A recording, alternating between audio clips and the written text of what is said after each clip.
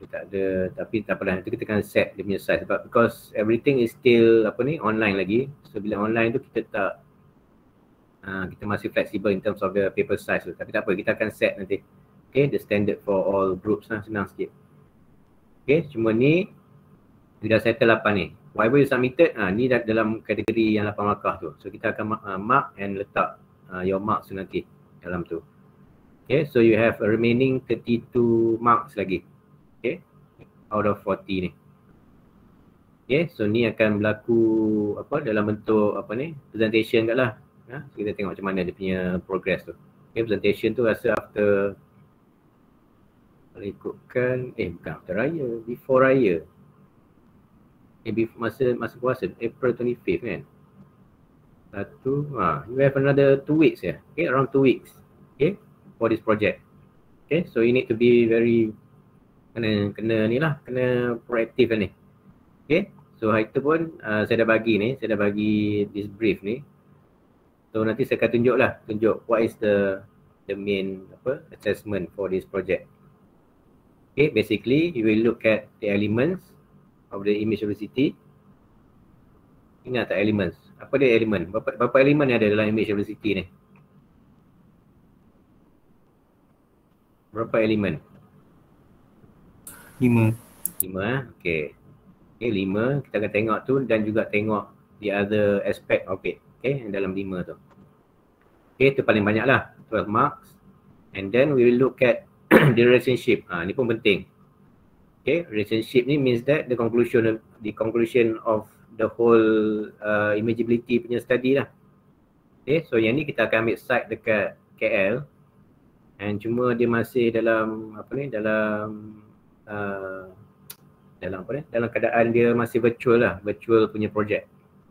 Okay, kalau ikutkan dulu masa sebelum COVID semua tu, memang ni kita akan pergi site. Okay, kita akan pergi site dan kita akan go towards the cities tu lah, the cities punya area tu, and you will do your observation on site. Cuma ni because of online and virtual site ni, kita kena bagi sikit lah, kelonggaran tu kena terpaksa bagilah sebab you will not go towards the proper site tu, but you will go towards virtual tour je, melalui street view je lah. Okay, so yang tu pun kita akan tengok how the method yang you akan buat. Okay, you can do street view and then you can combine with other method lah dalam online tu. Kadang-kadang kalau nak tengok certain area tu, street view kita boleh nampak lah on human level, kita boleh jalan semua tu. Tapi human level pun dia bukan the level of pedestrian. Betul tak? Kalau street view dia akan gunakan apa? Kat mana view tu berlaku? Di walkway ke ataupun di jalan raya? Kalau Google Street View, siapa tahu?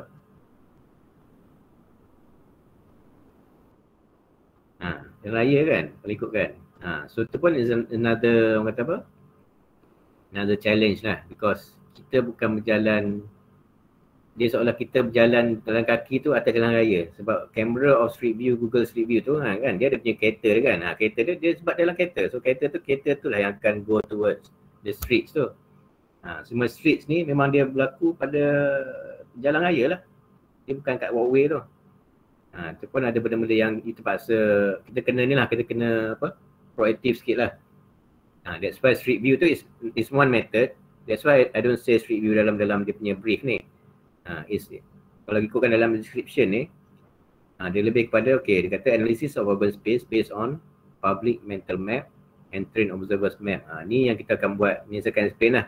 Kan, yang ni pun dah baca itu based on your pemahaman tu. Okay, kita akan tengok lah macam mana mental map and observer map tu. Okay, and understanding of imageability structure and identity via mental representation of the city. Okay, ni pun that's the method yang kita kena buat. Virtually or physically, benda tu sama je. Okay, and then in the group of 5 or 6 yang hari itulah yang mana kita dah letak tu, you're required to conduct a site survey through a virtual site study. Virtual site study ni, that's why I don't say just street view sahaja. Sometimes kalau you nak top up dengan, let's say nak top up dengan video tu kadang-kadang ada some videos dalam YouTube ke apa, ataupun dekat social media pun kadang ada video-video pun ada juga. Kalau you nak search kat TikTok, nak search kat IG ke, FB kan. Kadang there are people yang dia buat macam walk lah kan. Dia kadang dia walk, dia tour dekat kawasan yang lebih kurang sama dengan yang punya site tu. You can take that info tu letak dalam punya board tu. So it's not only buat street view lah semua tu. Kalau kata macam nampak ada certain area yang tak covered by street view, tapi you perlukan info tu. So info tu boleh dapatkan daripada mana-mana pun, tak kisah. As long as virtually done. Ataupun sekarang ni you tak ada dekat campus kan, ada setengah tak ada dekat campus kan. Kadang-kadang kalau dekat KL tu, kalau kata memang site tu memang kena dekat tempat you pergilah buat. Ambil video, ambil gambar. Okay, to put inside your board tu. So tak ada masalah. Okay, cuma dia tak berlaku physically semua orang dalam satu site yang sama. Tu je. Tu yang tak berlaku secara fizikal tu. Okay, so virtual site study can be anything lah. Anything yang and you can grab from the internet ataupun from your own observation sendiri lah kalau dia pergi kat site sendiri. Okay, yang tu iaitu voluntarily lah kan, secara volunteer lah. Volunteer kalau nak pergi kat site tu.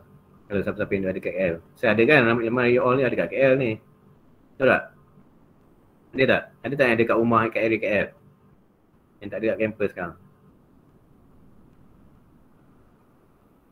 Mostly ada kat kampus. Rumah. Ada KL. Kat KL pun ada kan? So kalau ada wakil, tengoklah macam dulu lah. Dulu saya ingat masa part 2 pun ada juga staff macam tu kan. Kita terpaksa buat virtual site kan. Dulu masa part 2 rasanya awal-awal COVID lagi tu. Itu lagilah susah nak gerak ke mana-mana kan.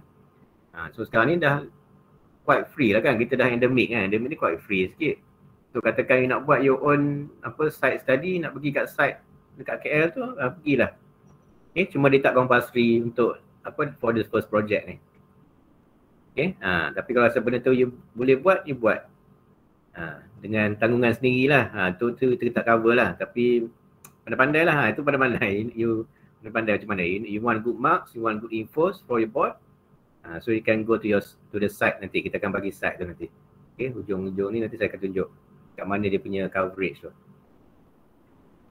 Okay, that is the virtual site study, and then the digital presentation board for imageability study is selected by the of Kuala Lumpur. And this is the output lah.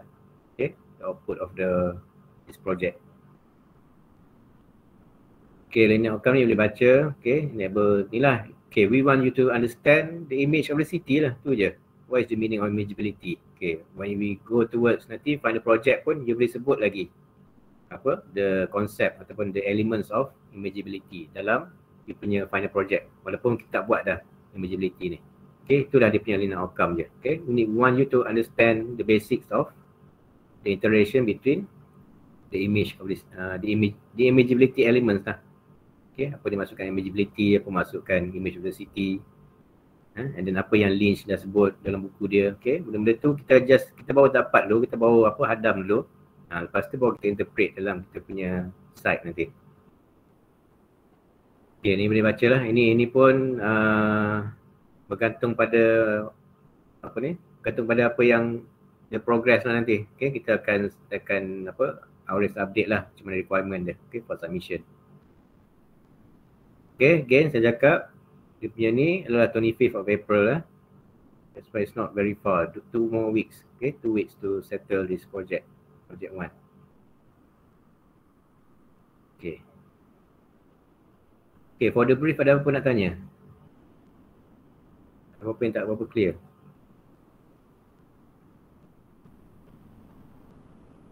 Clear tak? Boleh faham tak? Faham. Okay, boleh faham lah. Okay, rubrik pun dalam ni, so you know lah. Okay. That's why kalau ada rubrik ni, benda ni memang very useful for you to know which level, kat mana you boleh. You can even, okay.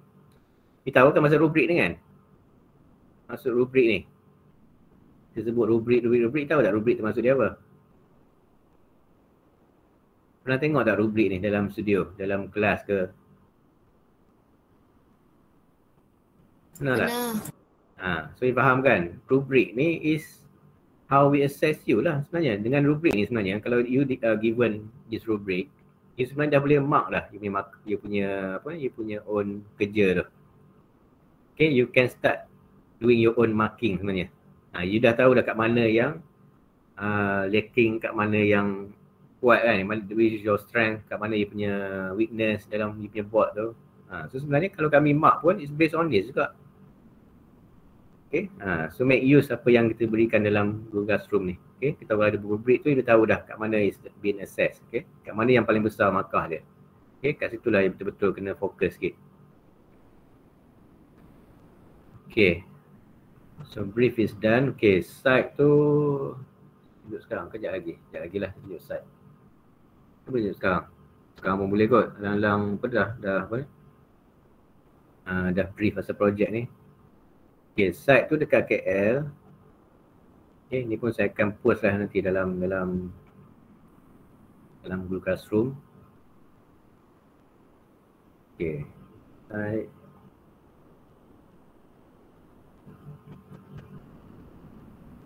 Sekejap loading. Okay.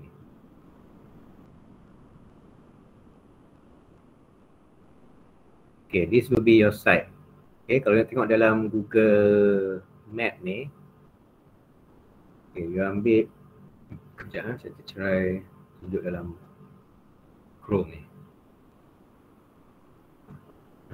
Saya ambil landmark mana yang senang cari. Merdeka Square, apa ni? Dataran Merdeka Square.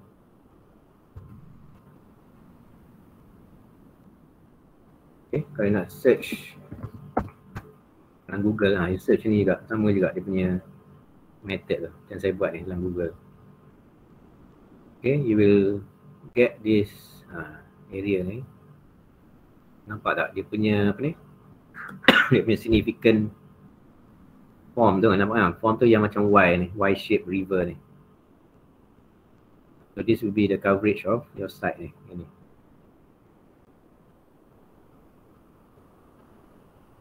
Okay, so your site adalah sini lah. Ni. Boundary dekat sini. Okay, saya akan bagi ni nanti. So you tengok balik. You mapkan ni dengan ni. So you tahu kat mana dia punya boundary tu. Okay, tu you akan discuss dalam your own groups nanti. Okay, but I think dia punya boundary tu is based on jalan tu, jalan utama tu. Cuma dalam ni dia remaining dengan jalan. Tapi tengok jalan tu, I think is jalan Razak.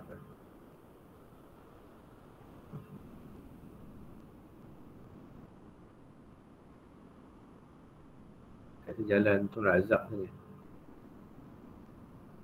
Tak sure kenapa dia. Ya. Kita tengok boundary dia.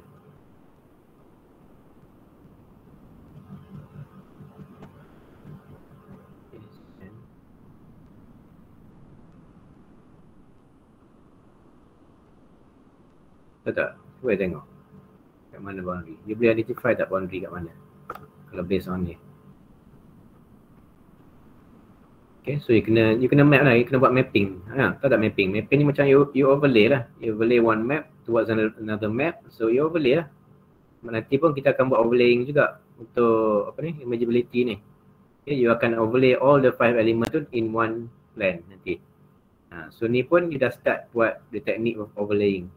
You dah ada one boundary. So you punya apa ni, you punya guide for site plan tu ialah ini. Because this will be your boundary.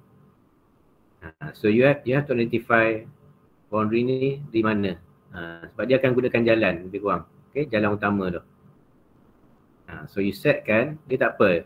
As long as you boleh dapatkan this coverage ni, dia tak ada masalah. Sebab kita bukan nak design lagi pun. Kita nak identify dulu the imageability elements tu. Okay, kalau dia terlebih sikit ke, dia terkurang sikit-sikit, tak apalah. As long as we can identify element, kat mana landmark dia, kat mana edges dia, kat mana dia punya district dia, within this boundary. Faham tak? So dia tak bukan rigid, katakan okay boundary ni keluar sikit tak boleh, salah dah. Tak, bukan macam tu. Ni is just indication of the coverage sahaja. Faham tak? Faham tak? Dia faham tak? So jangan terlalu rigid.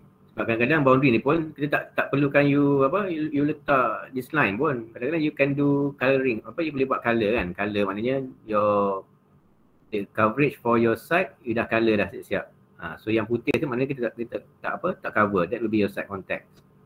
Boleh juga kena buat macam tu.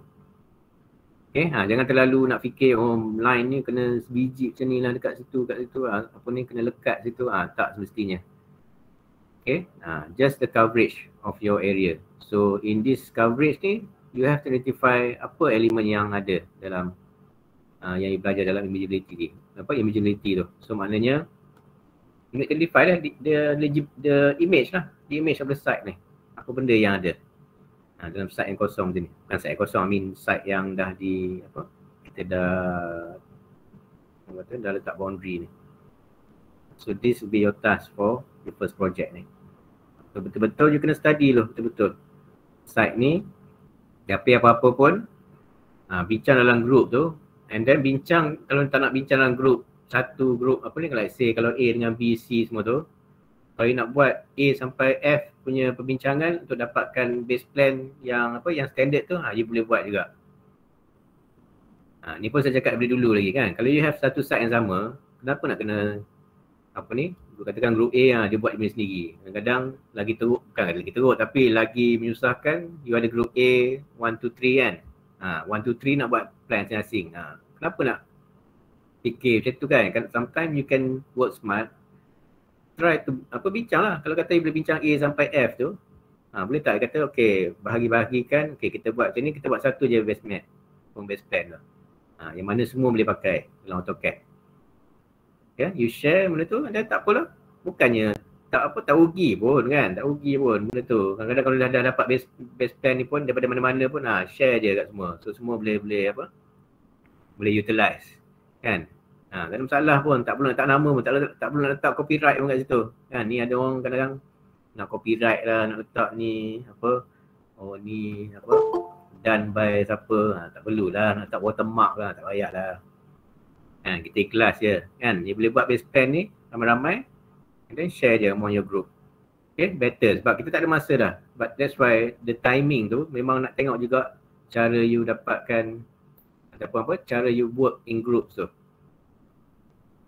Okay, that's why dalam waktu 2 minggu tu macam mana you nak setkan masa. Base plan ni boleh dapat before Thursday dah. Settlekan terus. So before Thursday dah ada dah base plan ni dalam AutoCAD. So setkan macam tu.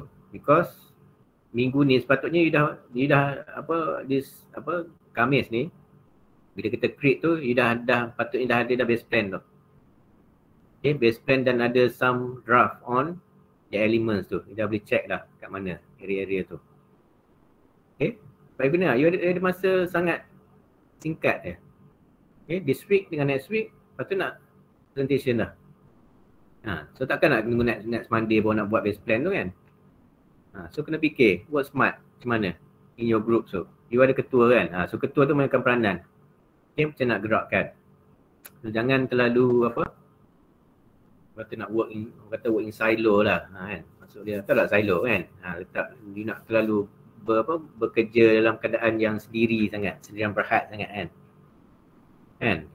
So try lah. Kalau benda tu boleh siapkan kerja dengan cepat, tak ada masalah. Tak rugi pun kan. Dapat bulan puasa ni, dapat pahala lebih sikit. Bayangkan you buat satu, katakan seorang tu volunteer. Okay tak apa, aku tolong buat base plan. Tak kisahlah grup mana-mana kan. Nanti aku share. Bayangkan orang yang guna tu, dia guna, grup ni guna, orang ni guna from your own base plan tu yang siap. Jangan base plan tu siap lah. Kalau bagi base plan tak betul, tak kena juga. Bagi yang complete semua tu, then share je. Dapat pahala yang berterusan. Kan, ni bayang dalam ni ada 74 students kan. Seorang tolong buat, 74 orang dapat benefit. Bayangkan pahala, banyak pahala, bulan puasa boleh dapat. Berganda-ganda. Tak nak? Macam tu. Nak buat sendiri juga. Nak. Nah, okey. So cepat-cepat. Lepas ni lah habis kelas ni terus volunteer. Okey, aku nak buat. Oh, ni nak buat. Ni nak berebut. Orang nak berebut. Berebut semua nak tolong buatkan. Tu elok sikit. Okay, so at least saya rasa this session ni pun hari ni you rasa boleh settle lah base plan ni, tak ada masalah. At least settle bab macam mana you nak dapatkan base plan tu, ataupun nak dapatkan the way of completing your base plan dalam AutoCAD.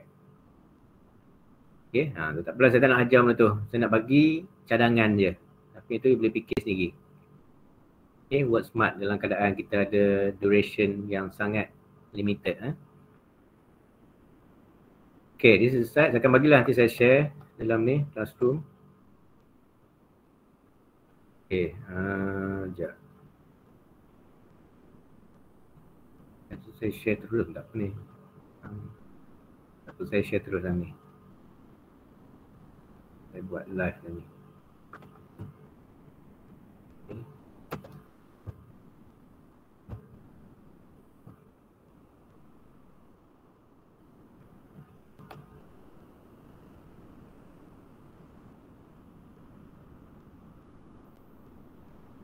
Okay, ada apa nak tanya pasal site plan tak? Macam tu. Nak tanya ke tanya sekarang. Lepas ni, you have to wait. Kalau nak tunggu lecture session, next week baru boleh tanya. So, apa-apa lagi nak tanya? Untuk ni. Untuk base plan, untuk apa, untuk first project ni. Ada soalan tentang site plan, tentang project 1?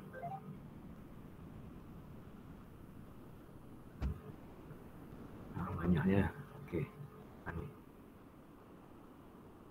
Eligibility, okey. Start Kita bagi yang PowerPoint lah.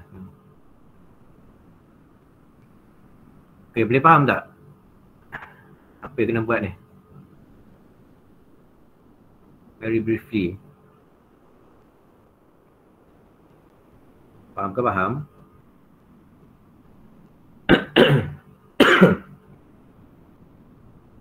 Okay, saya share. Okay, so boleh access terus site ni. Okay, dia punya landmark tu dia boleh search for Merdeka Square lah. Okay, dan kalau nak tengok dalam Google, Google Map ni. Okay. Dataran Merdeka. Ni Dataran Merdeka. Okay, so dia akan dapatkan that frame tu kan, frame for the site tu. So boleh tengok dah. Kat sini pun kalau tengok kan dah boleh nampak dah. Sama benda landmark dia dah tunjuk dah. Okay, tapi tak apa, itu saya akan explain dalam lecture je lagi, the elements tu. Tapi overall boleh pick up tak? Untuk ni, project 1, ni brief tu. Doktor? Ya. Untuk board tu kita orang buat dalam bentuk board kan, bukan slide. Tak, ini memang proper board. Okay, saya akan tunjuk. Okay, saya tunjuk sampel lah, saya tunjuk sampel sekejap. Kalau siapa yang takut tak apa nampak kan. Sekejap saya tunjuk dulu semua in terms of project 1, nanti baru saya pergi pada lecture lagi. Mana lagi ya.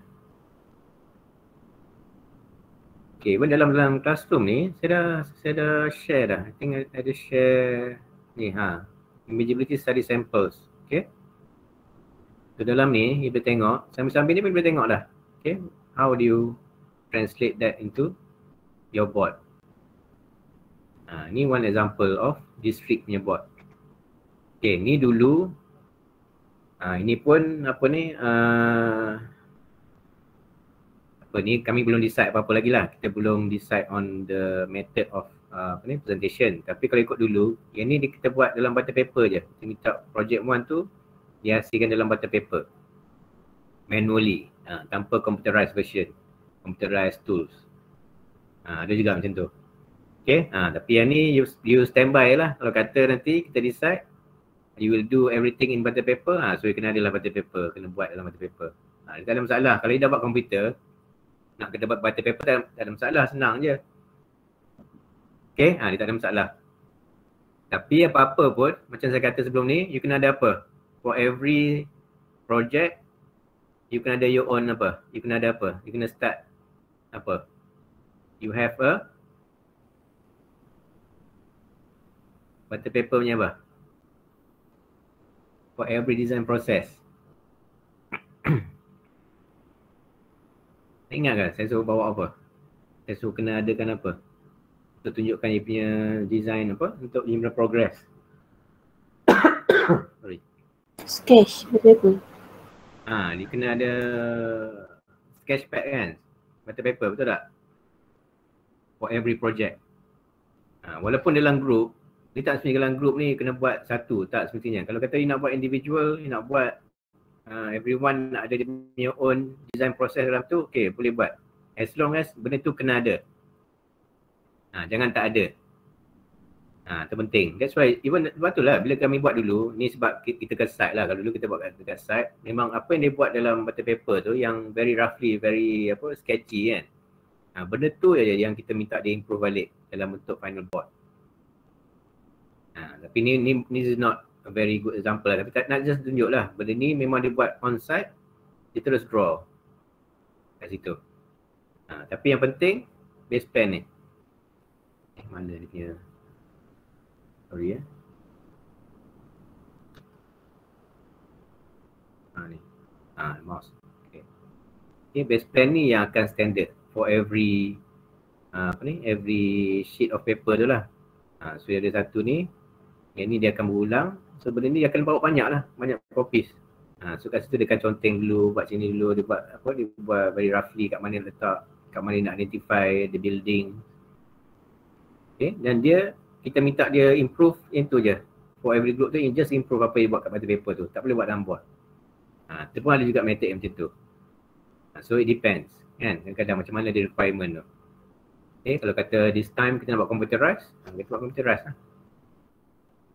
Ni. Ni butter paper juga ni. Ni is another example of butter paper. Okay, so final version dia memang ini.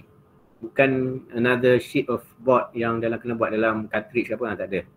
Inilah final version dalam Imageability Study. Okay. Kalau go towards computerized, become macam ni lah.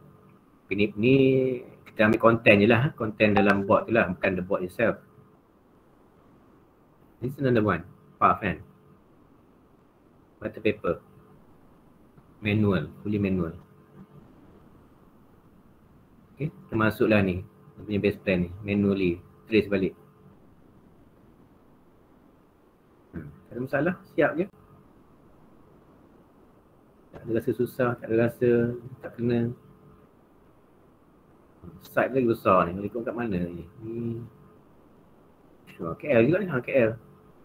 Ini similar lah, similar to site kalau tak silap. Ni student kita ni, your seniors dulu.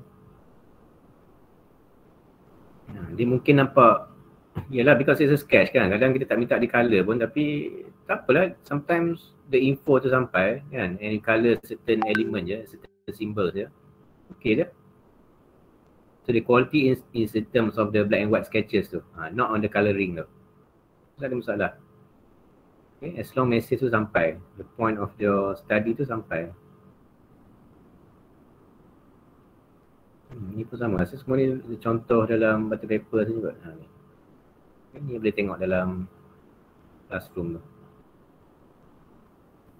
So relationship ni lah yang kata dalam the last requirement tu kan. This is the conclusion board lah. So you overlay all the elements tu and you see how kata apa, where is the most legible, okay, the most legible area in your site tu. So menunjukkan kat situlah dia punya apa, the image tu apa orang kata, the strength of the image tu. The image yang paling kuat of the city tu ialah berdasarkan kepada the most elements yang boleh overlay dalam tu, yang akan orang kata apa, yang overlay lah, yang bercantum. So kat situlah orang kata the most legible area of your site. Okay, apa yang tu kita akan go along as we create apa semua tu, dia akan tahu kat mana. Ni computerized. Okay, ni yang akan dibuat ni lah. Okay, so there is technique. It's not just method of letak gambar and then that's it kan. Dia tak ada. Every picture, every photo, every image must represent something. Must represent an element tu lah. Buat ni. Tak apa dia buat style macam ni pun. Tak perlu nak colour semua kan. Ataupun tak perlu nak tunjukkan apa, full image kan, full colored image. Sebab dia ada reason kan. Kalau ni nak tunjukkan path and edges, so dia highlight on the path sahaja, on the walkway je. Betul. Okay, so gambaran dia buat macam ni. Okay, tapi unless kalau kata benda background tu pun ada juga info you nak sampaikan melalui apa, foto ke apa, tu you kena tunjukkan full colored foto lah. Jangan semua you buat macam ni, tiba-tiba nak tunjukkan dari segi the colour of building tu, you buat black and white pula. Tu benda tu tak betul lah, so salah lah cara dia. Kan, that's why everything you nak buat, apa-apa pun dalam board ni, nak buat style macam mana pun, as long as you boleh justify kenapa you buat macam tu. So kami tak ada, kalau saya sendiri pun tak ada nak kata tak boleh kena macam ni, tak boleh kena macam ni. Kalau bulat-bulat, kalau 4 segi lah. Tak. It's all up to you, okay? As long as you boleh justify. As long as the info tu sampai kat kami. Tu je. Ni apa? District. District dia buat macam ni. Nampak conclusion, dia adalah dia nak tunjukkan juga the overall apa, the overall picture kan, overall image of the site tu. Nak tunjukkan something kan. So notes, tunjukkan activities. So activity tunjuklah benda tu vibrant sikit kan, mesti ada colour lah. Activities kan, nak tunjukkan something yang hidup kan. Okay, so boleh tengoklah ni semua pun ada dalam tu. So boleh tengok dulu, get some ideas. And then whatever it is, every apa? Sorry kalau tak berdengar. Okay. Every element ataupun every apa item yang letak dalam ni have to be studied. You kena study dulu benda ni. Dia bukan datang gini-gini je. Dia bukan just terus boleh buat je. Tak. You need to observe dulu. Okay, that's why dalam imageability ni there is a process of apa? Awal-awal. You come to the site, you become an apa? Observer apa? Apa ingat? Analisis. Analisis tu je. Tapi when you observe a city, bila baru sampai kan Lynch ada cakap tak pasal the types of observer. Ingat tak? Ingat tak yang pasal apa ni? You observe, bila awal tu you observe as tourist. Betul tak? Dia macam ni, dia kalau ikutkan dalam buku tu memanglah dia banyak term kan. Tapi kalau ikutkan, kalau kita pergi kat site, the first thing kita datang tu, kita kena observe as a tourist dulu. Kita kena jalan and buat wayfinding. Betul tak? Ada tak? Pernah nak dengar wayfinding tu dalam Kevin Lynch tu? Ingat tak ada sebut pasal wayfinding?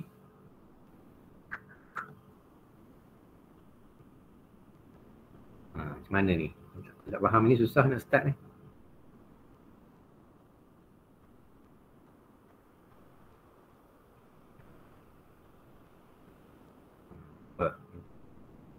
Itu saya tunjuk sini lah, senang. Okay, saya rasa you all mungkin from your readings tu mungkin dia tak berapa clear lagi. Tapi tak apa. Okay, saya start terus lah. Okay, ni dia punya sample tadi. Okay, so next step ni, you need to identify the 5 element tu melalui observation and wayfinding. Itulah dia punya apa, the core tu, dia punya proses tu. Tapi untuk for online ni ataupun for internet ataupun for virtual study ni, that thing mungkin you need to be apa, flexible sikit. So we'll identify from the category ni dulu. Okay, saya akan tunjuk. Okay, cuma saya bagi lecture ni, I'm not giving lectures macam you tak tahu lagi benda ni. So I want to, okay, you tak boleh nak, I need you to be interactive. Okay, saya tak nak cakap seorang-seorang. Kalau lecture ni bukan saya nak bagi, okay, you macam dengar, ambil nota, tak. Sebenarnya benda ni you dah baca dah, you dah buat you punya summary dah. That's why we ask you to do a summary. You dah study dulu. Walaupun tak berapa faham pun, so this is the time you nak terus tanya kat mana you tak faham. Faham tak? Faham ke faham? Faham. So sekarang ni based on apa you dah belajar, you dah baca tu, kat mana yang you tak berapa faham lagi? Majority of you.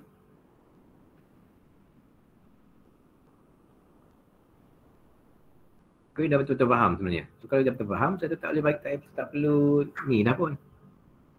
Perlu bagi lecture sebab you dah faham dah. Because we already studied the book tu. So kat mana yang you rasa ataupun okay, what do you understand sebenarnya pasal imageability ni? The point of you doing imageability ni kenapa? Kenapa perlu you buat benda ni? Kenapa kena identify all the elements ni sebenarnya? Tu bagi idea kat saya. Tu bagi pandangan. Why do you need to study imageability? Apa maksud imageability sebenarnya?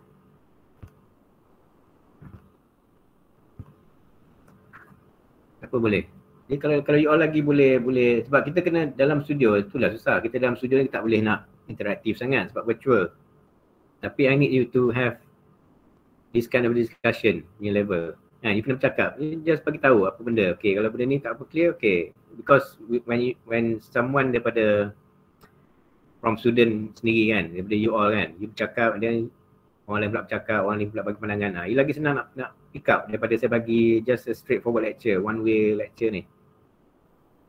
Kalau studio senang saya boleh point out je, saya boleh tahu, okay ni apa, saya boleh tanya, saya boleh pergi kat siapa-siapa. Tapi kita online ni, in order to help you to understand dia punya content tu, you kena interaktif, you kena bercakap. Boleh tak? Tak saya minta you buat yang tu.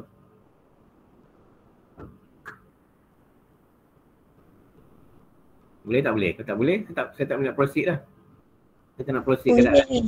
Saya nak proceed keadaan yang memang saya bagi lecture. Ini sebab saya boleh bagi dah, semua lecture saya boleh bagi kat slide kat PDF je. So you boleh baca, tak ada masalah.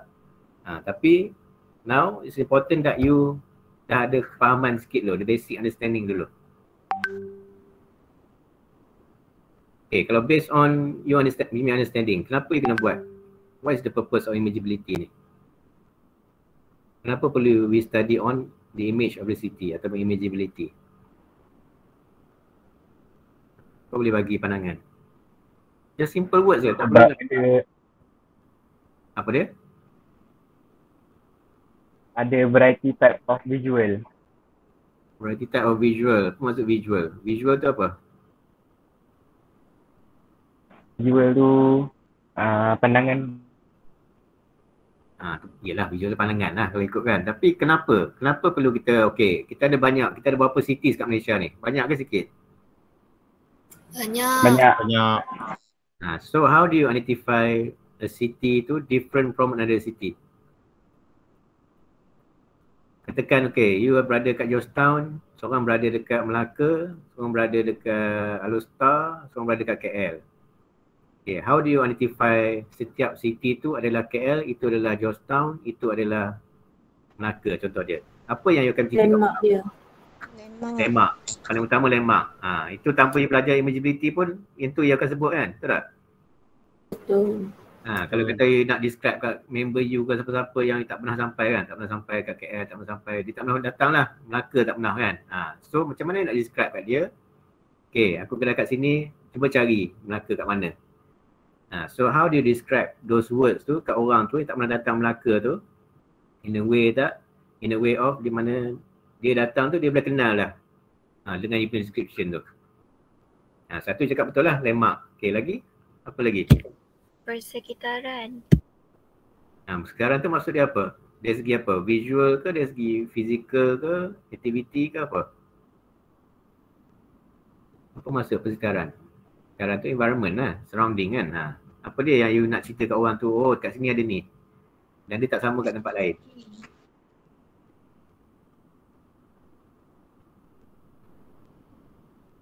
Cuba you describe city yang you pernah pergi. Cuma dekat mana you duduk tu. Katakan you duduk dekat, bagi contoh mana. Penang ada tak orang Penang? Georgetown. Orang Tanjung ada tak?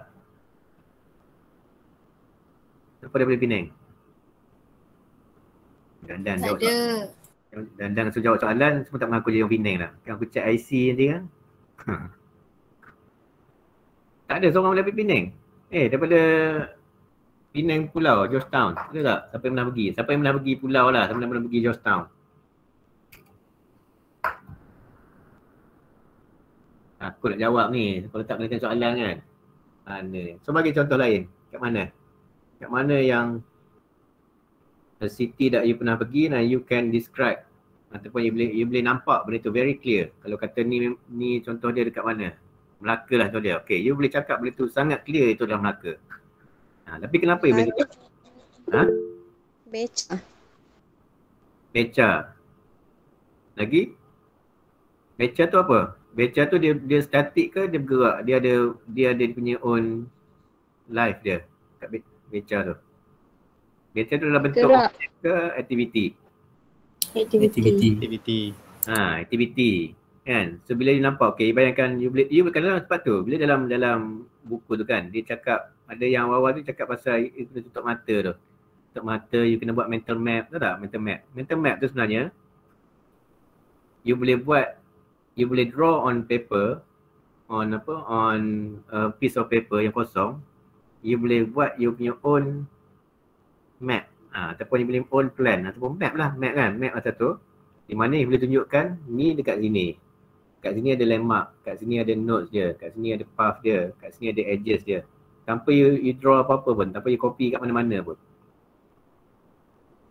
Itu maksud dia bila Lynch buat mental map tu, itulah sebenarnya because we want you to identify melalui apa ni? Kat sini. The mental image ni. Dia bukan kita nak tengok, bukan kita nak ukur apa ni? Nak buat ukur apa ni?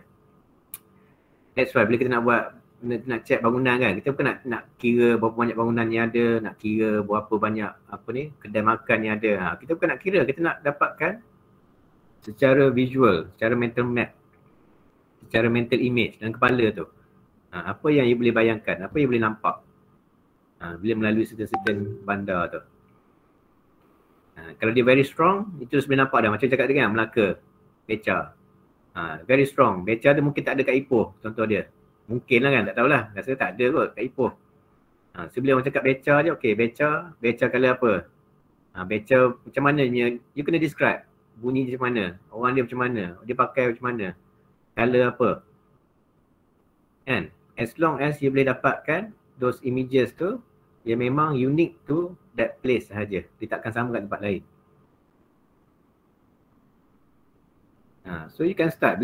That's why bila you buat apa ni, dekat satu site nanti pun, you akan kena bergerak dulu. That's why bila kita start on site, kita kena gerak as if kita tak tahu pun apa ni, kita tak tahu pun dia punya surrounding ni macam mana.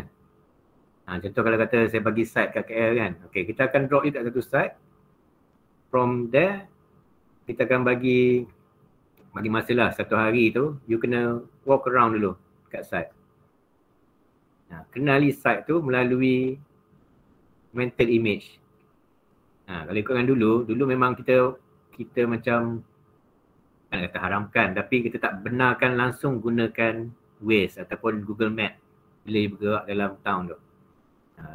Kita nak you jalan tu secara manual.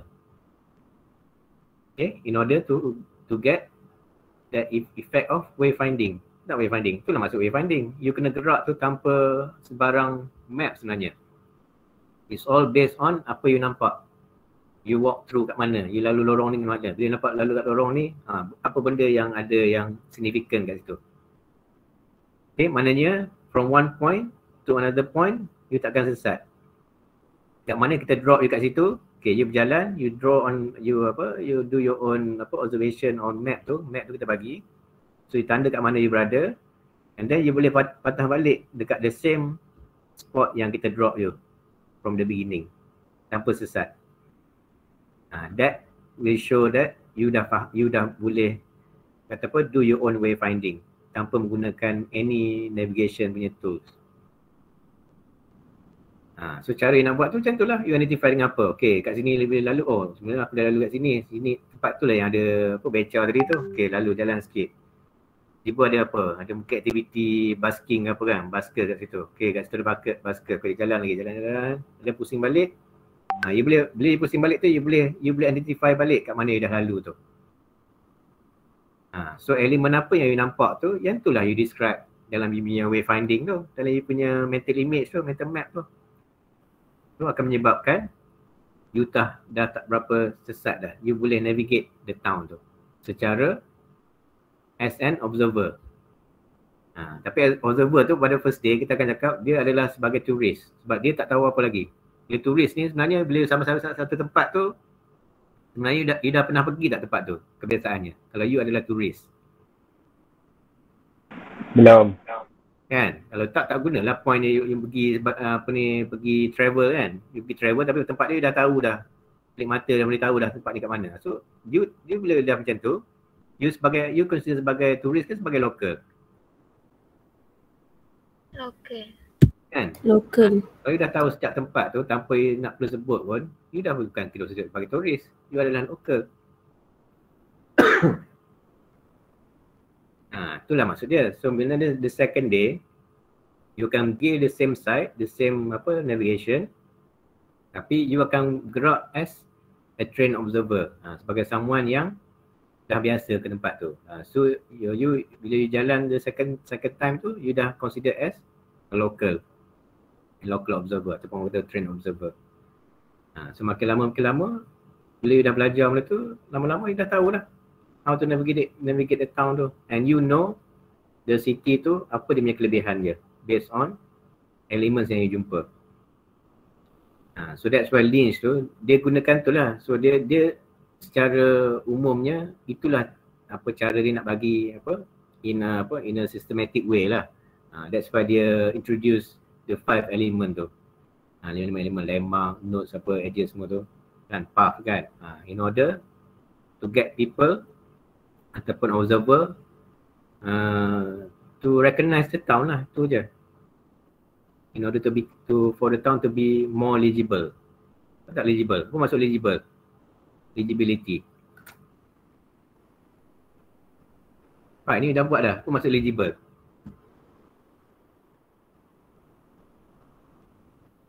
Dia cakap okay, this is more legible. The city is more legible than this city. Apa maksud legible? Very straightforward maksud dia. Sesuai. Apa? Sesuai. Bukan Sesuai. Tak tepat sangat. Almost tapi bukan. Apa legible? Dalam slide ni ada kalau kau tengok slide. Kau tak tengok slide ni. Legible. Legibility. What is legibility? Is something is legible, apa maksud dia?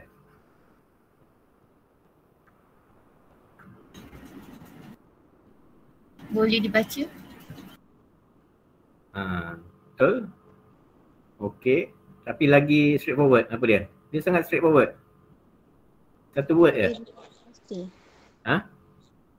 Boleh dikenal pasti? Betul. Tapi kalau satu word, nak bagi paling senang lah nak sebut. Kalau kata orang sebut legible kan, tu tahu dah kau legible. Legible maksud dia itu. Apa dia? Very simple. Kefahaman. Ya. Tu mendalam sikit. Tapi yang very lagi simple lagi. Legible. Clarity. Apa dia? Tak dengar. Tak boleh dengar. Describe. Clear. Yes. Siapa cakap tu? Saya tak nampak siapa cakap, dapat slide. Atifah. Atifah. Atifah. Yeah. Okay, very good. Betul. Clear.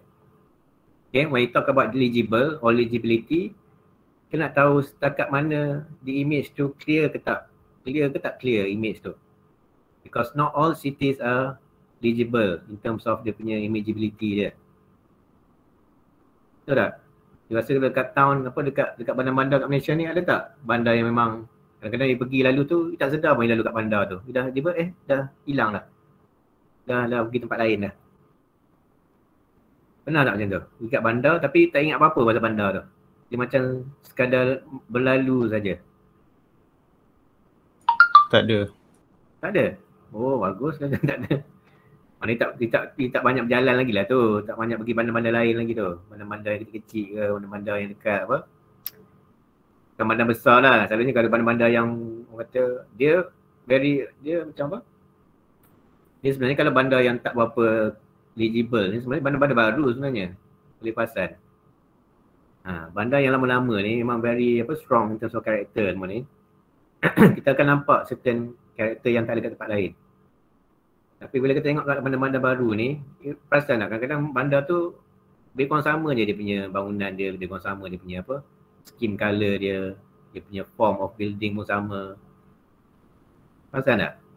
Kalau pergi tempat lain pun kadang-kadang pergi kat tempat, katakan pergi Johor, pergi dekat Penang.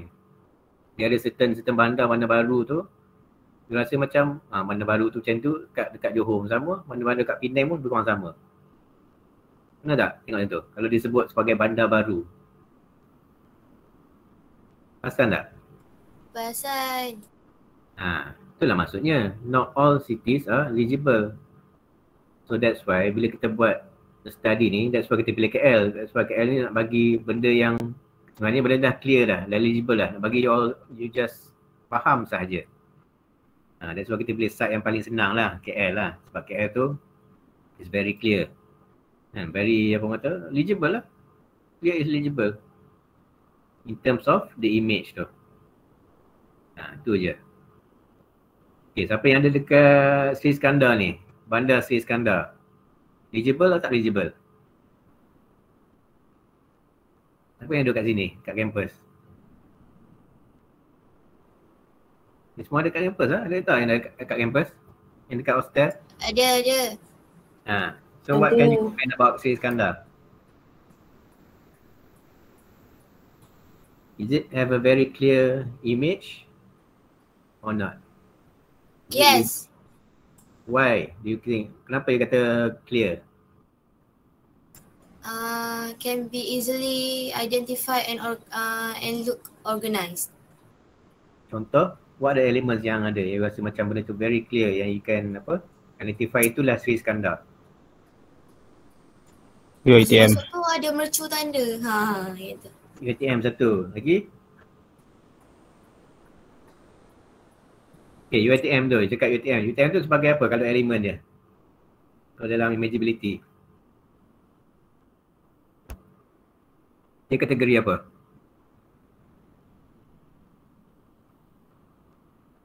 Disebut UiTM. UiTM tu lah. Okay, let's say you bukan study kat UiTM. You study tempat lain lah. Tapi baru sampai kat Sri Skandar. Rasa orang akan jumpa tak UiTM tu? Bila dia start walking. Tanpa dia beritahu. Tak. Tak pula. So, bila disebut UiTM tu, you sebenarnya cakap as an a local observer ataupun you as a tourist. Local. Local. Kan? Tapi sepatutnya the city should be identifiable and legible walaupun you adalah seorang turis yang tak pernah sampai lagi pun.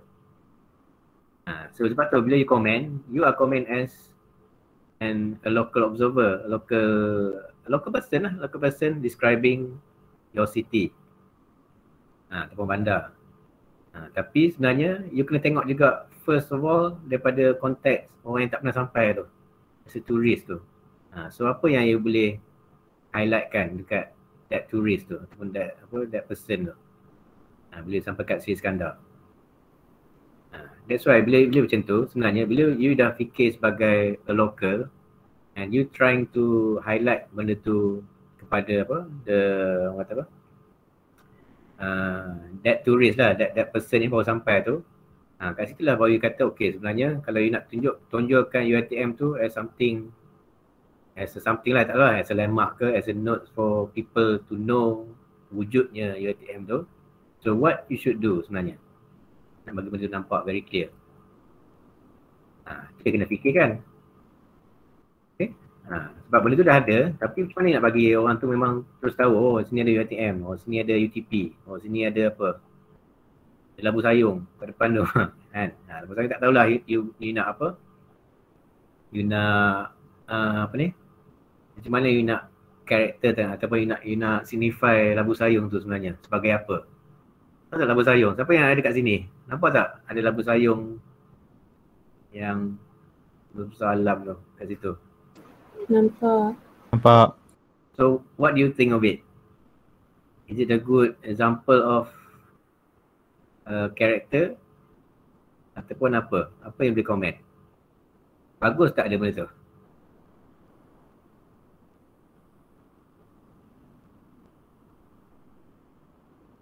Siapa boleh komen? Just a simple comment, cakap ya, tak ada apa. Takut cakap ni, tak rekod apa-apa pun. You all jangan rekod apa-apa. Tak ada apa yang akan lepas, tak akan diviralkan. Cakap je apa-apa. jangan takut sangat. Okay, kita nak belajar. Niat kita nak belajar je. We want to be critical sikit. Okay, what can you comment on the labu sayung tu kat situ? Is it a good example of a apa ni? An element to give an image for Sri Iskandar?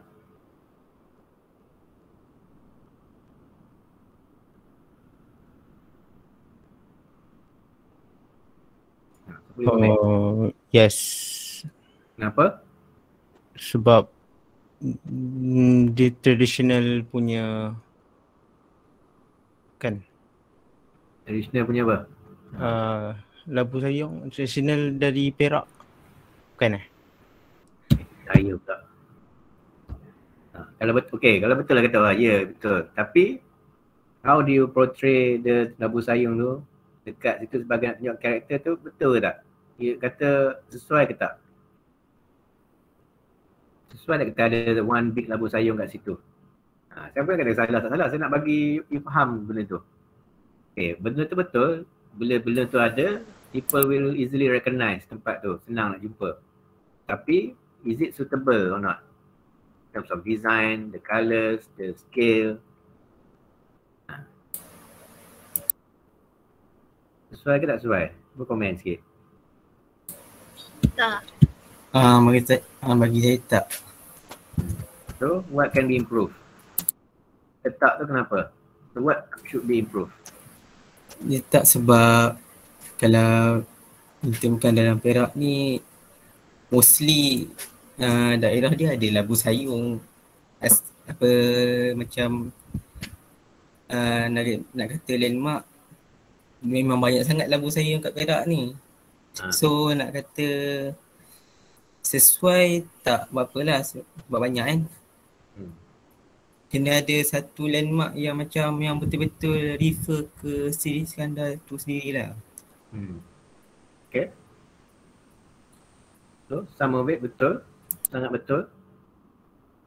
Okay. Dia kata maknanya in order to have a landmark dekat Sri Iskandar ni, you should represent Sri Iskandar lah kan? Macam tu. So, bukan labu sayung. Labu sayung sepatutnya ada kat mana? Labu sayung dekat Kuala Kangsar. Kuala Kangsar. Tahu pun Kangsar. Okay, Kuala Kangsar. Okay, okay, itu satu. Okay, let's say memanglah labu sayung tu memang berasal dari Sri Iskandar. Okay, you rasa dia okay, katakan memang tak ada salah. Labu sayung tu memang, let's say lah kita cakap kan, dia memang berasal kat Sri Iskandar. So should you letak a replica of labu sayung structure kat situ? Ataupun how do you sebenarnya sepatutnya tunjukkan? Or is there any other way yang kita boleh tunjukkan, okay, this is Sri Iskandar, ni landmark dia. Tapi what about dia punya design tu? Should there be one labu sayung seketul kat situ ataupun how do you patutnya rasa? Rasa sepatutnya buat macam mana? It should be a bit more abstract ke? Colour lain ke? Kena buat ataupun okay dia je? bagi design dia macam lebih detail lah. Design dia lebih detail, scale dia buat labu sayung tu lagi besar lah daripada yang lain. Lepas tu bubuh labu sayung tu tak lebih lah daripada tak kurang daripada bukan tak kurang, maksudnya kena lebih daripada satu labu sayung tu je. Satu labu sayung. Tapi tak banyak sangat lah. Okay, tapi you setuju memang labu sayung tu patut diletak satu labu sayung? Exactly as satu labu sayung kat situ? Ni saya tak nampak ni. Siapa cakap dia? Siapa cakap dia? Saya sir. Hari tu siapa? Saya tak nampak nama. Salihin. Salihin. Very good. Okay, Salihin. Okay, you setuju tak kita letak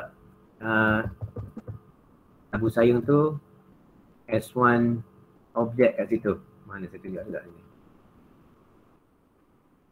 Rasa sesuai tak? Is it okay for you?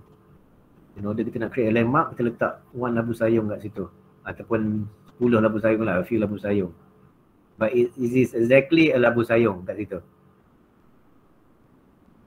Rasa sesuai tak dari segi visualnya?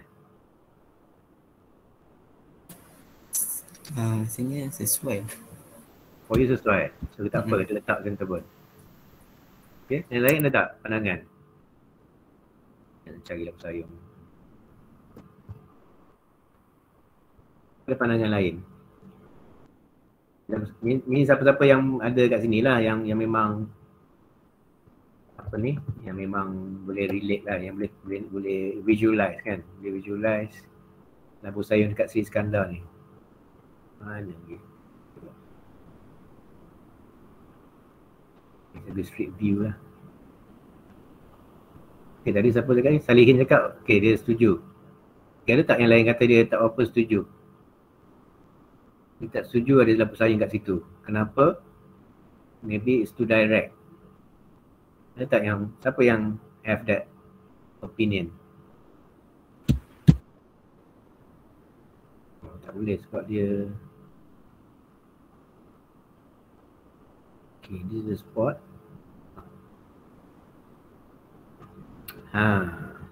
Lupa dah. Okay, tanya you all.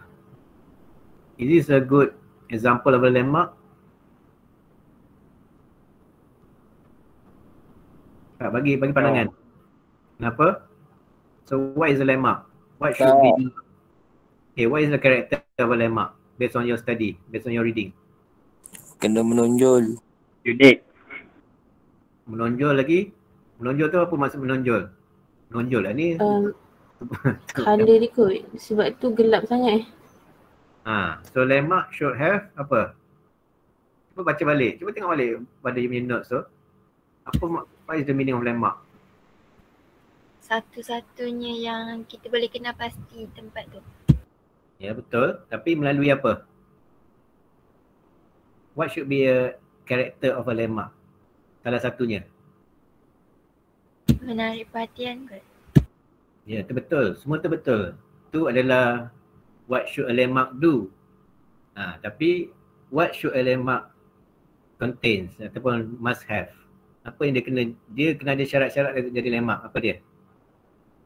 Salah satunya. Sejarah mungkin. Sorry? Sejarah. Sejarah tak semestinya. Orang lalu dia bila dia sebagai turis, dia tengok benda tu dia tak tahu sejarah dia apa. Kalau kata Mak Saleh datang sini, okay let's say Mak Saleh lah, you all Mak Saleh lah. Daripada London kan datang. You tengok benda ni, you rasa apa you boleh translation kepada tu? You tak tahu pasal sejarah dia kan? Tapi dia akan menarik perhatian you tak? Ada siapa yang chat? Saya tak nampak. Okay, saya tengok sini. Ketinggian Fazira. Fazira Zikin ni macam lecturer. Kau student lah? Saya pun tak sure. Tak, saya lecturer, sorry. Tak apa. Tak apa, dia pun saya punya student juga. So saya consider sebagai tak apa, tak ada masalah. Fazira tak ada masalah. Kita sama-sama belajar. Ketinggian, okey. Apa Miss Fazira cakap ketinggian. Okey, ketinggian tu represent apa? Siapa boleh tahu? When we talk about ketinggian, size, itu menunjukkan apa? Focal point. Focal point dan benda lain dah. Itu adalah the character of landmark juga. Dia memanglah dia fokus pada a point tu. Tapi saya nak tahu the character tu. Kalau you nak design a landmark, okay, what should you do? Dia kena apa? Dan tadi Miss Faiza cakap ketinggian. Ketinggian tu menunjukkan apa? There is one word yang represent semua benda tu. Ketinggian, size. Itu adalah apa? What is it? The apa? The something of what? Landmark, apa dia? When you talk about ketinggian, size semua tu apa? Tu adalah apa sebenarnya?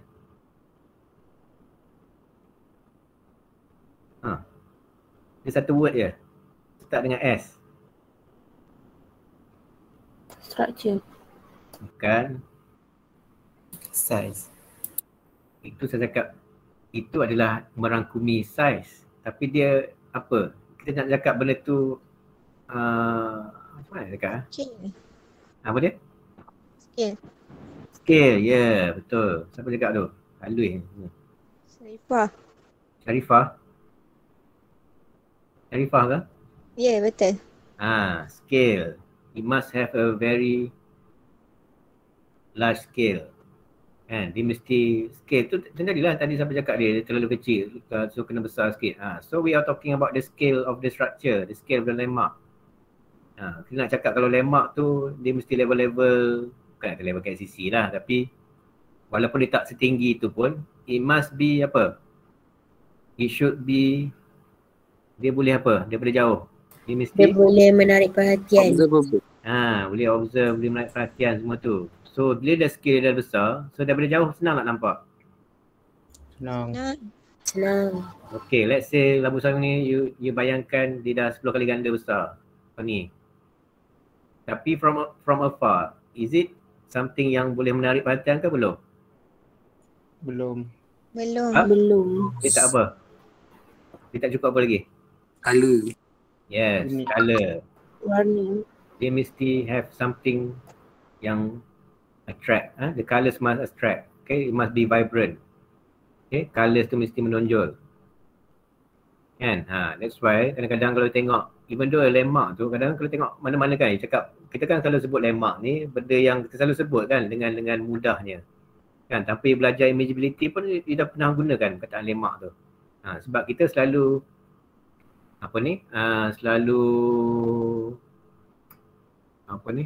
kita selalu describe kat orang kan, landmark ni apa? Orang tanya kan, landmark ni apa kat situ? Kalau nak pergi mana-mana nak meet up kan, nak jumpa ke, okay, landmark ni apa? Orang tanya macam tu kan, landmark ni apa? Kena beritahu lah landmark tu apa. Kadang-kadang benda tu bukan kategori landmark pun, tapi it must be something yang outstanding, identifiable. Kalau dia bangunan, bangunan tu colour apa? Dia mesti colour lain daripada yang lain. Kalau tak, kalau cakap bangunan dia yang gini-gini. Let's say bangunan dia colour merah. Okay, aku duduk kat bangunan ni, kedai ni colour dia merah. Rasa-rasa orang boleh sampai tak kat situ? Kalau colour dia merah sahaja.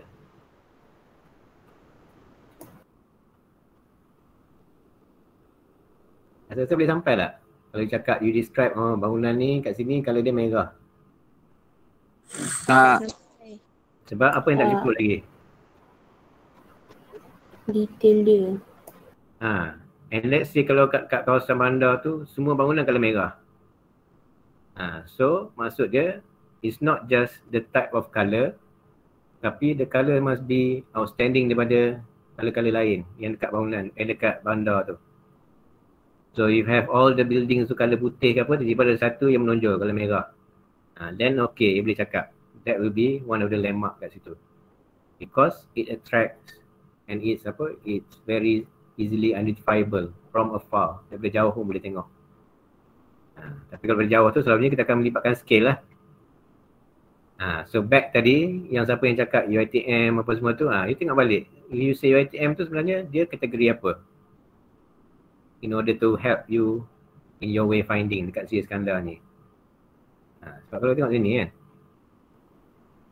Okay.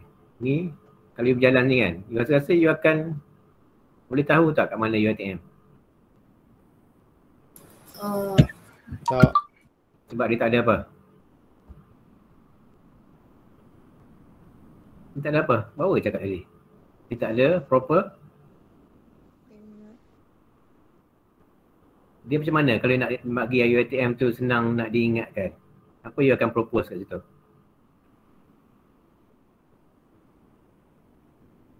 Kita belajar landmark apa semua, okay, apa you akan propose? Oh, you cakap tadi. So, you akan propose? Apa? Tak bagi orang senang jumpa UiTM? Ni Skill. skill. Apa jadi?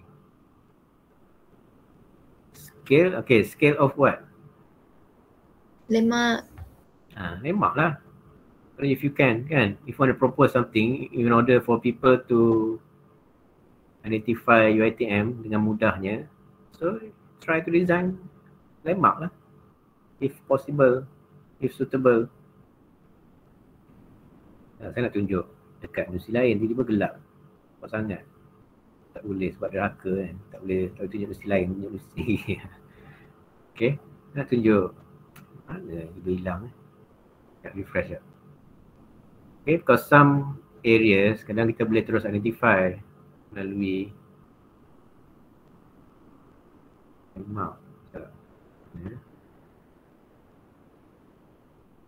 Okay, tak orang ni. Okay. That's why dalam Google Street View ni, you buat macam ni lah. In order to identify the site nanti tu, yang KL kan. You memang kena have to walk macam ni, virtually. Okay, now you're walking. Okay, from here. Apa yang boleh nampak? Yang menunjukkan there is something there. Ni kat mana ni? Siapa boleh tahu?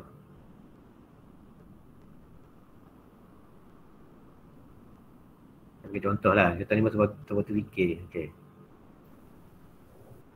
Okay, when you walk here, you tahu tak ni kat mana?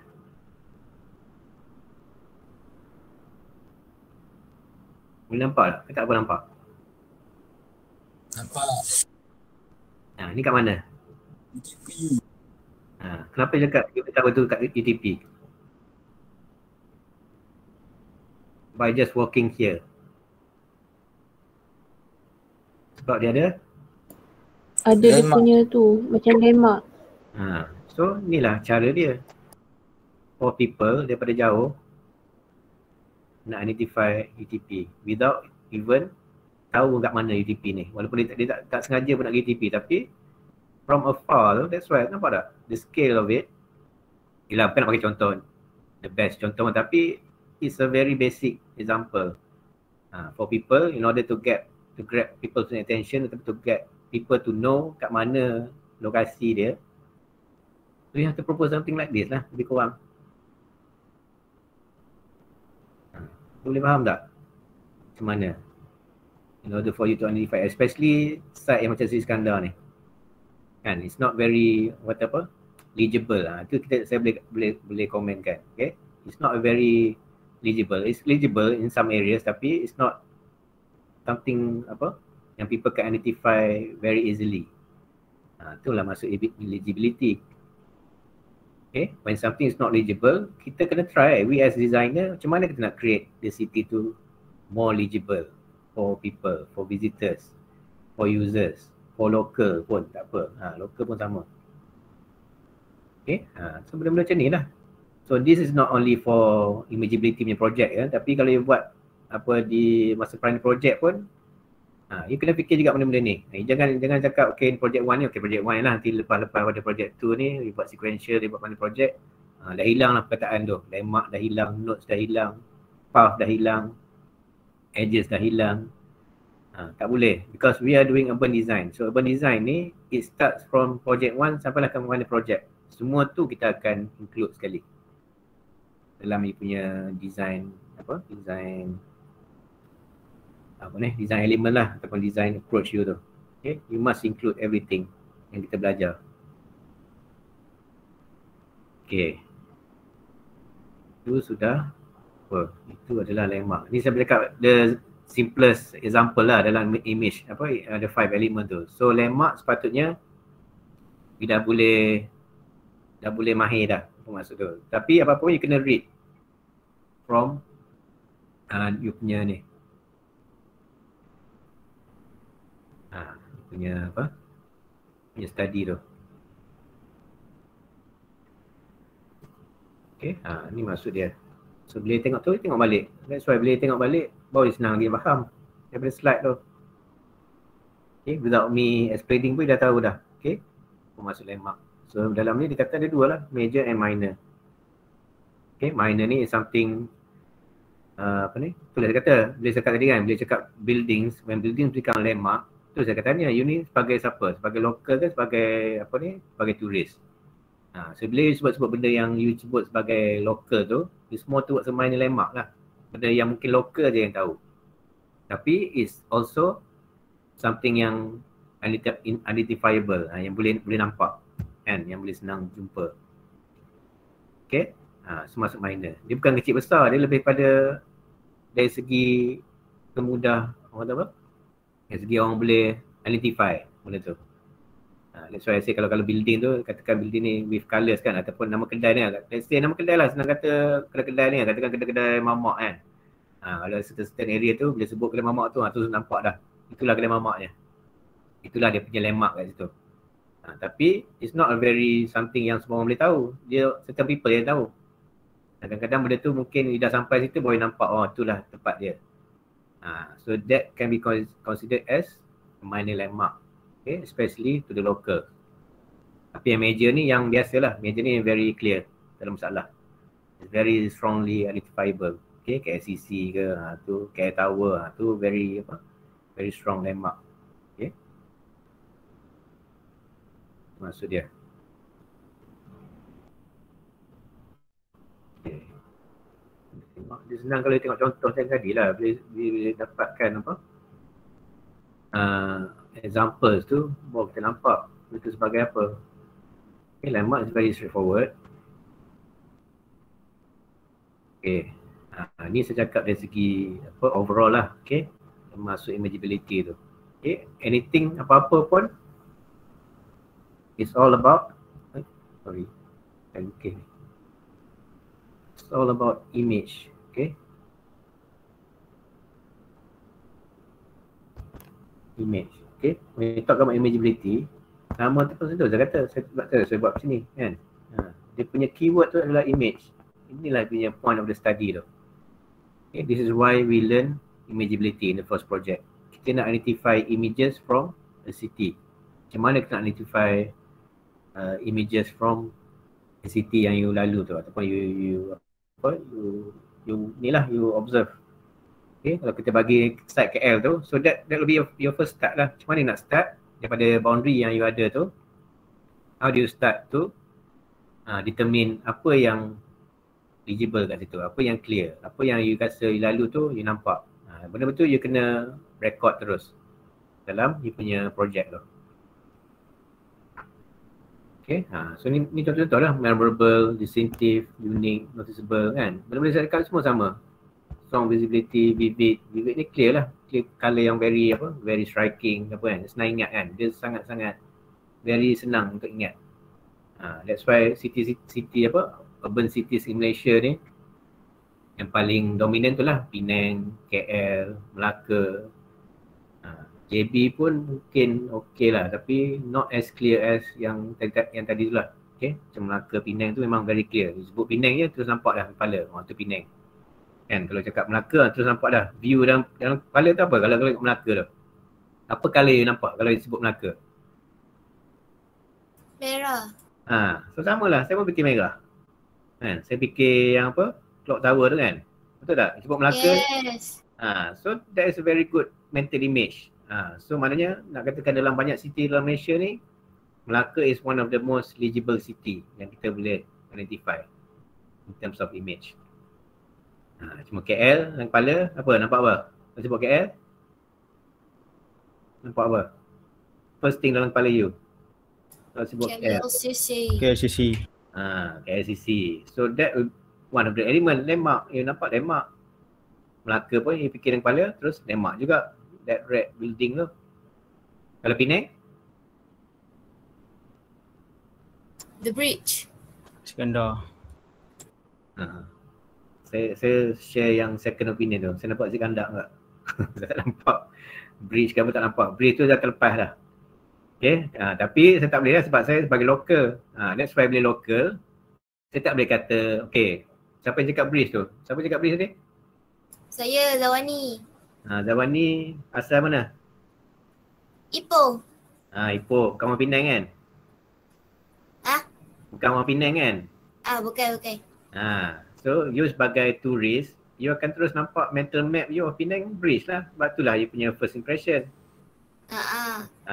Tapi yang second siapa cakap ni? Siapa cakap Nasi Kandak ni? Saya Syakir. Syakir. Orang mana? Orang Penang? Perak Intan. Waktu Intan. Biasa selalu pergi Penang? Tak ah, selalu tengok orang makan. Tengok makan. Boleh lah. Tapi macam kalau me myself pun sebab saya lokal lah orang Penang kan. Orang Penang memang aku tengok okey apa bayang masa Penang. Tu nampak Nasi Kandak lah. Tak nampak dah apa ni apa tu? Padang Kota punya apa? Fort Cornwallis, Komtar. Komtar patutnya kan. It's one of the landmark yang sepatutnya dalam kepala. Tapi Komtar tu dah jadi tenggelam dah. Sebab dia dah ditenggelami oleh new karakter kat situ. Dia dah ada bangunan-bangunan lain yang dah makin nak sama tinggi dah. Tapi sepatutnya kalau kita sebut pasal Penang, itulah kan Penang tu, and then nampak mungkin dari segi lokal lah kot. Kalau Penang tu is more towards not on the landmark, tapi more towards apa karakter lain dalam imageability. Kalau Penang tu it's more in terms of apa kalau Penang, sebab dia tak banyak landmark sangat. Dia lagi kuat apa. Kalau Nasi Kandar semua tu apa, dia lebih bersifat apa, Culture and kalau Nasi Kandar tu apa sebenarnya? Kita aktiviti, dah sebut dah tu. Aktiviti kan. Kan? Sebab Nasi Kandar is the food. So when you talk about food, it's more of the activity of eating lah. So when you talk about eating, you bayangkan, okay, from Nasi Kandar towards eating, and then nampak lagi besar, lagi zoom out. So benda tu berlaku kat mana? When you eat Nasi Kandar dekat mana benda tu berlaku? Dalam rumah ke kat luar? kat luar. Restoran kan. Sebelum restoran tu boleh bayang tak macam mana keadaan dia? So ramai tak orang berkumpul kat situ? Ramai. So what is that category in imageability? Nasi Kandak tu. Kategori apa yang sesuai? Which element? Note. Boleh? Notes pun boleh lagi? Satu lagi apa you rasa? Dalam 5 elemen ni. Boleh bayangkan. You tengok benda tu secara zoom out sikit. So, bila benda Nasi Kandar tu berlaku di restoran tu, apa lagi yang dia boleh attract lagi? Apa lagi you rasa bila environment Nasi Kandar tu, okay, bila you rasa pergi kat Penang tu, kat Nasi Kandar punya tempat tu, you rasa you berada kat mana? You rasa tenggelam tak dengan benda-benda lain kat keliling tu?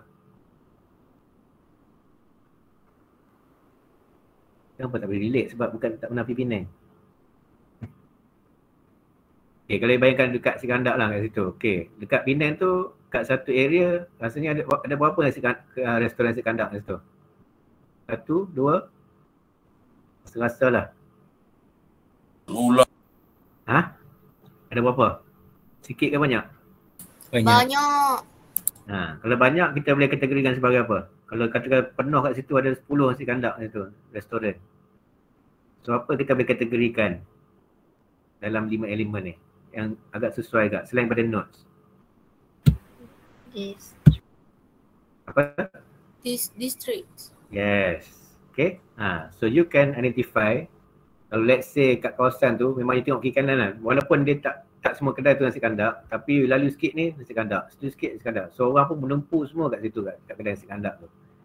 So you can identify that mungkin lah kan sebagai district lah. What kind of district tu up to you lah. Nak interpret macam mana. Tu maksudnya district. It's not in terms of the land use. Okay, when you talk about district, ni saya senang macam ni. Saya go from one to another. Saya tak nak ikut slide yang bosan ni. Sorry.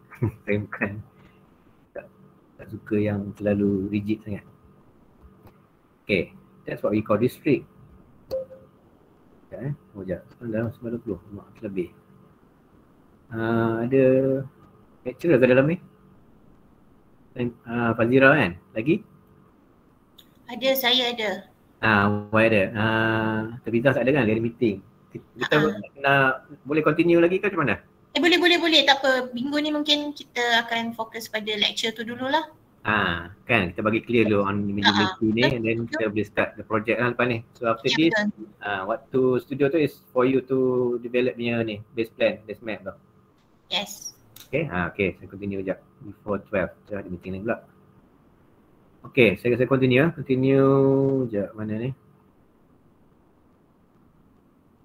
Okay, when you talk about tadi, kita cakap pasal Penang kan. Okay, when you have more than one ataupun you have a majority of kedai lah, kedai ataupun activities kat situ, you can terus identify that as a district. Tapi benda ni kita kena buat on paper lah, kita kena buat on the plan itself lah. So let's say, dengan contoh kan, contoh yang sampel tu kan, kalau dia tunjukkan district, mana ni, ni.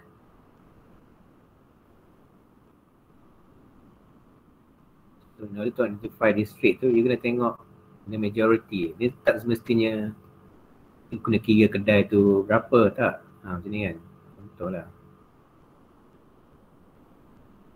Sebab dia identify district ni bukan melalui land use. You kena ingat, you jangan kata you dapatkan plan land use tu, you terus tukar tajuk jadi land district. Tak, that's not how it works dalam imageability study ni. Faham tak? Dia bukan guna tanah. Let's say plan guna tanah tu, dia kan sebut lah plan guna tanah. Ini adalah commercial, ni commercial, ni institusi. Betul tak? Siapa nak tengok plan guna tanah ni? Kat mana-mana. Siapa tak pernah tu,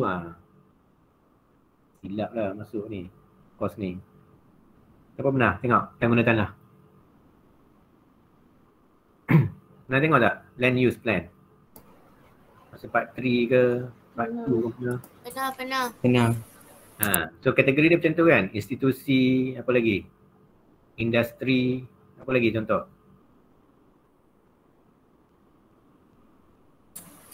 Commercial. Commercial lah sebut tadi kan. Tapi tu kita tak boleh letak dia sebagai district dalam projek kita ni. District tu akan berlaku bila people ataupun observer tu bila lalu kat kawasan tu, dia dikelilingi oleh ataupun dia dah been surrounded by major major activity ataupun major dominance kat situ of activities. So maknanya kalau kata kat sini you identify dengan you colour ni, you bukan colour katakan ni, let's say dia kata district ni district apa ni, Malay district ni benda ni, Malay district, let's say lah Indian district, dia kata ni Indian kan. Dia bukan katakan dia colour semua ni hijau, dia kata ni Indian district kan. Dia bukan katakan setiap kedai ni orang India je yang duduk tu. Dia boleh bercampur. Tapi dia nak menunjukkan the colours of district tu adalah the majority of that area. We talking about majority.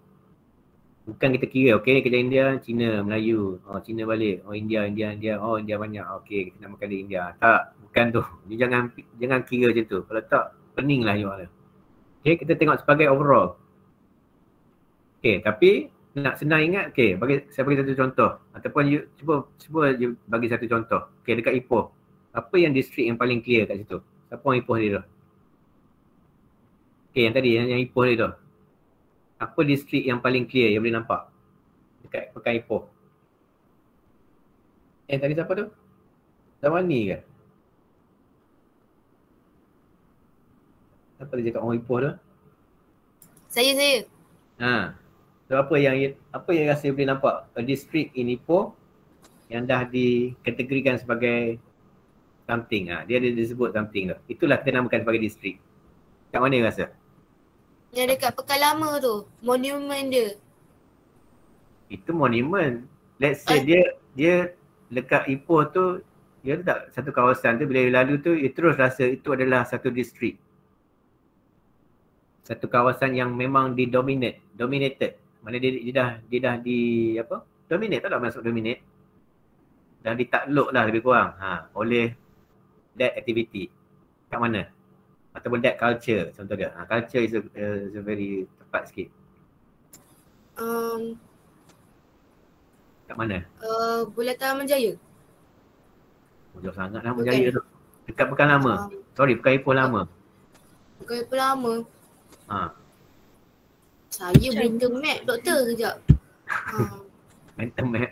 Tak apalah mental map. Memang kita fikir mental map. Tak, saya buta map saya kata. Oh, buta map. Saya tak jalan sangat kat Ipoh.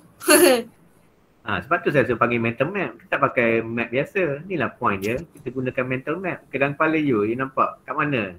You pernah lalu tak kawasan Ipoh tu, tiba-tiba you rasa macam duduk kat negara lain. Oh ni dekat plan B. So apa culture yang dekat situ? Yang Concubine Road tu, yang semua orang pergi kat situ untuk spend time dengan family. Lepas tu nikmati rural dekat walls. Okay, so tu you boleh bayangkan sebagai satu area apa? If you want to nak cakap dia sebagai satu distrik, dia distrik apa?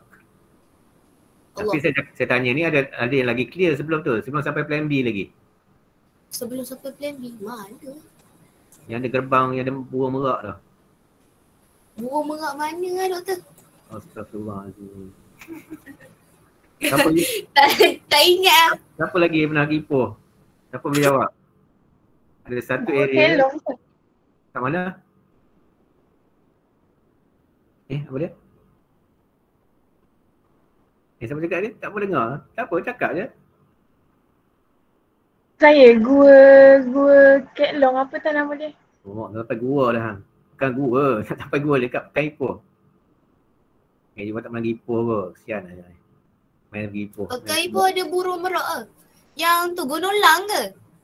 Oh tu Gunung Lang. Lang tu Lang Valley kan burung. Yang saya sebut ni, tunjuk. Ni. Sorry doktor, tak tahu. Tak apa. That's why kita belajar. Okay, so saya nak tunjuk ni. This is a district kat Ipoh. Mana ni? Nampak tak? No orang ni, okay. Ni kalau you lalu lah, kalau you pergi kat Ipoh, you lalu. Selalu you connect kereta lah, nak kereta you akan nampak lah kot. Tapi maybe Yang jual sari yang ada Chennai tu. Ya. Tu kita panggil apa? Little India. Little India. Itulah maksud saya, kan? Burung merak. Betul lah. Situ lah. So itu adalah satu contoh distrik. Yang you boleh identify. Sekejap, saya pergi kat Little India sampai kat pada kubur. Macam kubur ni. Kata di tengah ni. Ya. Sesat. Street view ni. Mana ni? Awak kosong. Okay, Little India tu kalau pergi waktu-waktu biasa. Lorong sebelah, doktor. Kat mana? Sekejap, doktor zoom out balik.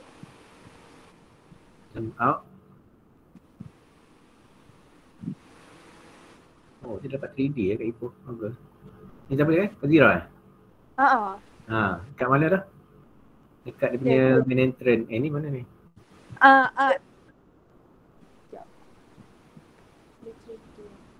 Main entrance dia after roundabout. Betul? Sekejap. Dia kena tengok kat map kot. Map dulu. Kena hang. Sekejap. Dia kena tengok kat map dulu. Okay, saya nak bagi contoh lah ni. Contoh. So you boleh identify a district. Okay, district ni contoh district. Okay, Little India.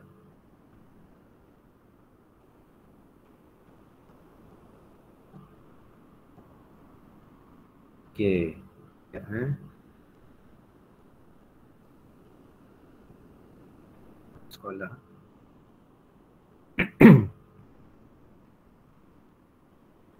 Okay, ini pun ni mana nampak ni? Nampak mana ni? Ni ada kan nampak ni? Ni Medan Kid.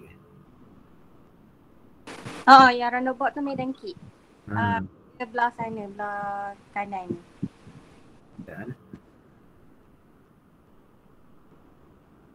okay, saya describe apa ni? Ipoh ni dah jadi macam lokal dah. Lepas tu saya kata benda tu bila you berjalan, you kena jalan sebagai turis dulu. Bila sebagai turis, Situ yang tengah tu, belah bawah. Okay, yang ada jalan Lahad, and then dia terus kat situ ada Lisha Enterprise. Nampak tak Lisha Enterprise? ni lah kan? Ni kan dia punya Kepang ni kan?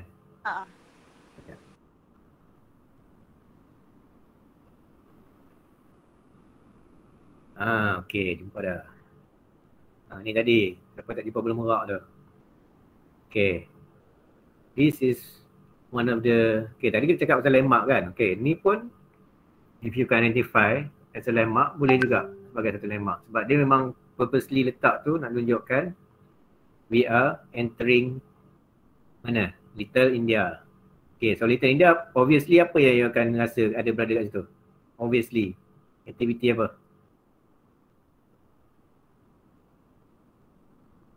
Siapa boleh tahu? Kenapa dia namakan sebagai Little India? Senang cakap.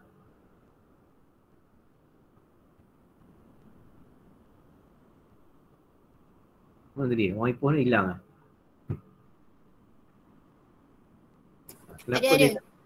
Kenapa dia namakan sebagai Little India? Sebab Indians yang banyak menjaja kat situ. Dia banyak ke dia memang semua kedai Memang situ Indians je. Tak ada orang kaum lain. Betul, tak ada orang kaum lain. Kalau jalan-jalan memang tak ada satu kedai pun kedai bangsa lain. Tak ada. Betul, confirm. Kalau saya jumpa ni. Confirm. Saya Amtat tu mana datang? Tapi dia still namakan sebagai Little India kan? Taklah kata okay sebab ada Ontat ni habis tak jadi Little India. Tak kan? Aduh, tak. Majority. Yes, that's why I said note sebab ni. Apa nama ni? District. When a majority of the activities ataupun a certain culture that live there lah, yang memang happening there, dia terus we can identify that as one district. Okay, contoh, that's why bila district ni dia terhasil daripada land use.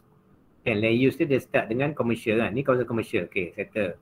Tapi when you walk here, you akan berjalan ni, dia tak macam ni lah, ni sebab ini kekurangan street view ni, you tak boleh nak dengar apa-apa. You tak boleh dengar. Bila you tak boleh dengar, you tak tahu pun apa yang berlaku kat situ. Kadang bila kita buat street view ni, kadang kita boleh agak-agak je. Terlalu sini, nampak ni, terlalu nampak, ada kedai ni, kedai tu. Okay, kita identify juga dah. Kita nak buat apa? Kita boleh identify lah. Kita ada plan tu, kita ada map. Kita boleh jot down lah. Okay, ni kedai apa? Okay, ni kedai apa? Kat dalam plan tu, okay, ni kedai apa? Okay, tapi benda tu susah nak berlaku kalau kita online, kalau kita virtual. Sebab kalau kita pergi on real site, tanpa you perlu tengok dekat plan pun, tanpa you tengok kedai pun, you dah terus rasa dah tu Little India. Walaupun tanpa pintu gerbang tu. Betul tak? Boleh bayang tak? Boleh bayang tak? Lain pun. Orang bukan, kalaupun orang bukan orang lokal pun. Ni contoh.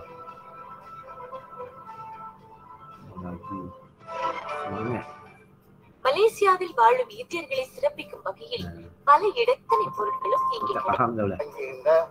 இப்போ நல்லாசியால் மெல்ல மெல்ல இதனுடைய பொலிவு குறைந்து காணப்பட்டது. Dulu tak ada merak ni lamanya gerbang ni. சேர்த்து ஊற்றுவோம் லிட்டரி பண்ணி கொடுப்பாங்க. Dia tak best, saya nak tunjukkan gambaran aktiviti tu. Dia bila aktiviti tu dia berlaku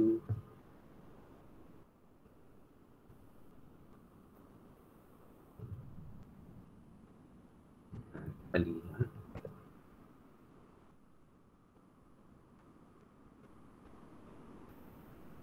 Ini Singapura sedang Malaysia. Oh dia tak, okey lah. Ni. Ni. Hopefully lah boleh dengar. Tak ada.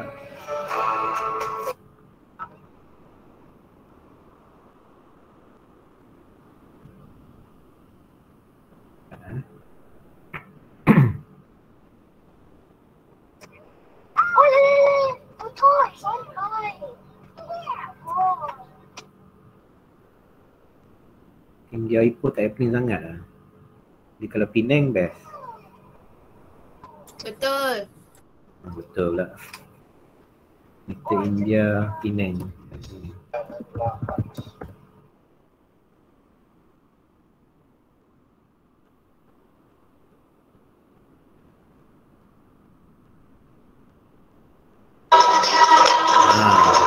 No.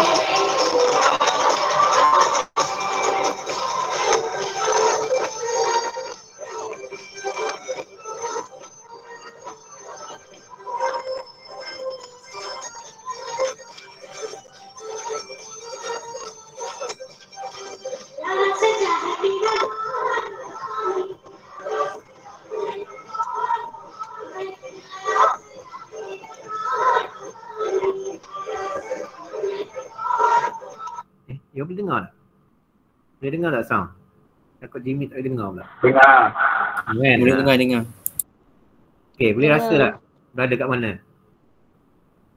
Ni patut saya tak tulis ni, patut terus bagi apa video ni baru terus boleh gambarkan kan. Tapi sebab dia dah fikir detail dia tu terus nampak terus lah. Tapi sepatutnya that's why saya nak cuba gambarkan. Boleh pergi kat virtual site tu. You kena ada juga benda-benda macam ni lah. Tapi susah lah. Tapi benda tu kita bagi flexibility lah. Tapi kalau site yang sebenar, you kena dapatkan gambaran macam ni. Bila lalu serta kawasan tu, bila it's very clear of the culture tu, memang terus boleh nampak dah. Itu adalah distrik apa. Tanpa you tengok plan pun. Tanpa tengok map dekat apa, batu paper pun. Okay, so you boleh terus, maknanya you boleh terus apa ni, recommend lah ataupun you boleh propose. This is a Little India. Kalau ni dekat slide ni apa? Dia lebih apa? Distrik apa? Kita panggil apa? Cuba tengok gambar kat slide tu. It's more towards apa? What kind of district? Chinese. So bila Chinese tu apa yang selalu dilabelkan ataupun apa yang selalu yang cities tu macam dia selalu kategorikan this district ni sebagai apa? Dia bukan Chinatown. Chinatown, very good. Okay, Chinatown is one district. Little India is one example of district. So boleh bayang lah nanti kalau kat KL tu ada macam-macam lah. Sebab tu kita pernah dengar apa Little Arab kan, Little Arab, apa lagi. Dia ada macam-macam lah orang sebut kategorikan sebagai little apa. Dia kalau little tu maksudnya bukan little tu maksud kecil, tak lah. Maksudnya dia adalah satu negara ataupun satu culture yang kat situ dia akan majority of it lah akan berlaku kat situ, especially food lah. Contoh macam apa ni, kalau even kalau Yaman, bukan Yaman, dia macam ada certain area kalau kat cyber tu, Cyber Jaya tu pun dia dinamakan sebagai certain apa culture lah kat situ. Dia akan letak nama little lah kat depan tu, little Arab ke, little apa something lah kan, culture yang kat situ. Tapi bila begitu dia akan nampak lah, dia akan faham lah kenapa dinamakan sebagai tu. Okay, itu maksud distrik macam ni. Okay, ni kat Penang ni. Okay, walaupun Penang ni dia punya show off semua sama, tak ada beza pun. Kita tengok macam ni kan. Tapi you cannot identify the district tu daripada a plan level ataupun from a static level. Okay, dia mesti you kena berada kat situ as an observer. You kena walk through, you kena wayfinding kat situ. Baru you tahu, okay, this is what district, ni apa. Walaupun dia semua sama, tapi sebenarnya tak. The culture tu yang akan membuatkan dia berbeza nanti. Okay, so sepatutnya boleh faham sikit dah district tu. Okay tak? Boleh dapat gambaran tak apa maksud district?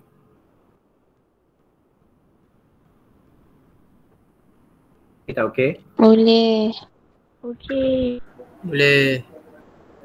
Okay, so district okay, lemak dah okay sikit. I think tengok apa yang apa ni, yang dominan lah. Okay, notes is very simple lah. Notes tu kita akan nampak melalui apa, dia akan berlaku dengan what kind of apa, dia kena berlaku dengan apa, dia mesti ada apa kat notes ni. Apa boleh kita tahu? Tengok kan notes ni kan. Apa yang kena ada? Dijadikan sebagai notes. Or you can categorize that. Activity. Yes, activities. So dia mesti ada activities. Dia bukan sekadar focal point. Tak semestinya. Okay, notes must have human. Okay, human tu mesti ada. Human tu mesti hidup. Mesti hidup dan melakukan aktiviti. Okay, dan selalunya it must be a place ataupun a point where there is a majority ataupun human tu akan flock kat situ. Dia akan berkumpul kat situ. Okay, that's why kalau contoh satu ni yang dekat extrovert, dalam contoh extrovert nodes ni, junction itself tu dekat Tokyo tu pun can be considered as a node because it's where people akan bertemu. Walaupun bukan bertemu secara sengaja pun. Bukan bertemu yang kita nak buat appointment tu, tak. Dia akan bertemu lah, dia akan berkumpul. Tu maksudnya. Apa lagi? Tempat mana lagi kalau dalam bandar tu yang orang ni lah akan ada notes yang berlaku? Kat mana lagi? Contoh yang paling obvious. Yang paling simple. Kat mana? Kat bandar. Cepat. Contoh. Very simple. Kat mana? Notes yang paling clear, paling obvious. Kat bandar. Kat mana lagi? Simple je ni. Kat mana tempat selalu orang kumpul? Dataran. Dataran. Okey, lagi. Dataran tu aktiviti dia apa? KLCC. Tak, secara umum dulu. Kat kawasan apa? Tempat yang confirm. For sure orang akan berkumpul ramai-ramai. Kalau dataran, aktiviti apa? Piknik. Masjid. Piknik.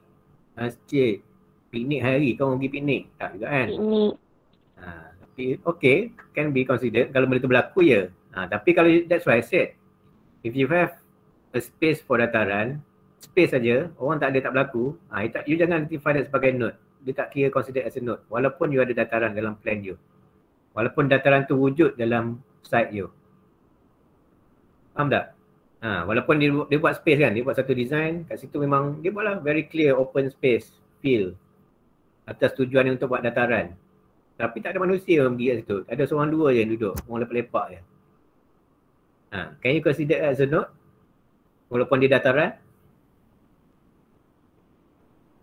Boleh consider sebagai node tak? Kalau aktiviti tu tak berlaku kat situ. Aktiviti piknik. No. Tak. Ataupun aktiviti piknik tu berlaku dalam beberapa kelompok manusia je. Berapa sikit-sikit je. Tak. So jangan terlalu fikir kalau dataran ya terus node. Tak. You have to identify on site ataupun based on observation lah. Kalau virtual observation kena buat secara virtual lah. Baru kita consider sebagai nodes. Itu pun penting juga, kena consider. Okay, yang lain tu very obvious tu lah. Market, bus station, tu confirm. Yang confirm memang akan ada orang, ya. Itu kita consider sebagai nodes. Okay, yang lain tu you study balik lah. Type. So, saya bagi in general dulu. Yang lain tu you akan detail dalam groups nantilah. Okay, edges. Apa edges? Apa maksud edges? Apa boleh beritahu? Bagi contoh.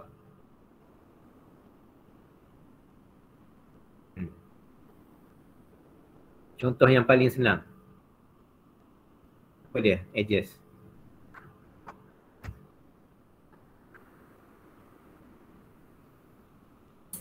Apa boleh cakap? Bagi tahu. You patut dah tahu tau. Dah buat, you dah submit you punya summary tu. So apa sebenarnya yang you faham tentang edges? Site boundaries. Boundaries, ya. Tapi dia mesti apa? Clearly apa? Boundary dia mesti apa? Kalau edges tu dia mesti do what? Dia kena apa? Between area. Dia kena apa? Between area. Sebelum between area tu apa? Dia ada petaan lagi tu. Allah. Apa cakap ni? Zawani. Zawani lagi, tak ada orang lain lah. Orang Ipoh tu. Dia kena detach lah doktor. Kena detach. Ni siapa cakap? Saya nampak slide je. Robbie Atul. Robbie, detach maybe, ya. Tapi Bila kalau ikut definition of edges, dia adalah linear element. Dia nak tulis ya. Linear elements. Okay, tapi dia bukan considered as path. Ni kena faham betul-betul by the observer. Okay, not used as path. So path tu walaupun dia separate between two areas, linear element, tapi orang boleh jalan kaki sini. So it's not considered as edges. Edges must be something yang betul-betul separate. Contoh paling senang apa? Ni apa ni? Saya nak beritahu. Contoh. Sungai. Sungai. So, sungai orang boleh lalu tak? Jambatan. Jambatan pula. Sungai betul dah. Okay tak? Okay, kalau sungai, dia separate. Macam tadi kan, Joby kata apa dia? Apa? Tadi cakap apa dia, Joby? Dia apa dia? Kata apa? Detach. So dia detach maksud dia separate lah. Detach means separated. So kalau dia boleh separate dua benda, dua area, and orang tak boleh lalu situ. It's not used as a pathway. So that can be considered as edges. Terus, straightforward. So river is one of the most simple simple example lah of edges. Okay. Edges divert path. Divide two areas. Nampak ni. Dia mesti separated. Okay. Okay, so bila dalam dia selalu kalau edges ni kita akan nampak very clear tu dalam plan lah. So ada benda tu memang dalam plan tu kita boleh tengok dulu. Once you dapat river tu, you dah boleh terus dah identify tu sebagai edges. Tanpa you lalu kat side tu pun. Tapi side tu you kena pergilah untuk tengok macam mana dia punya tu. Adakah dia separated ataupun dia apa? Or is it just a very linear punya element lah. Okay. Tapi very clearly kalau river tu memang mostly lah, majority of it are considered sebagai edges. Okay, so types of edges ni ada 3 yang kita tengok dalam buku tu. Tapi apa yang boleh faham tentang fragmentary and overhead? Ini pun ada some confusion jugalah. Bukan nak kata confusion tapi especially on overhead edges lah. Tapi kalau ikut Lynch pun kategori overhead edges ni apa contoh dia? Apa yang boleh bagi? Boleh baca hari tu. Overhead dulu. Kalau overhead.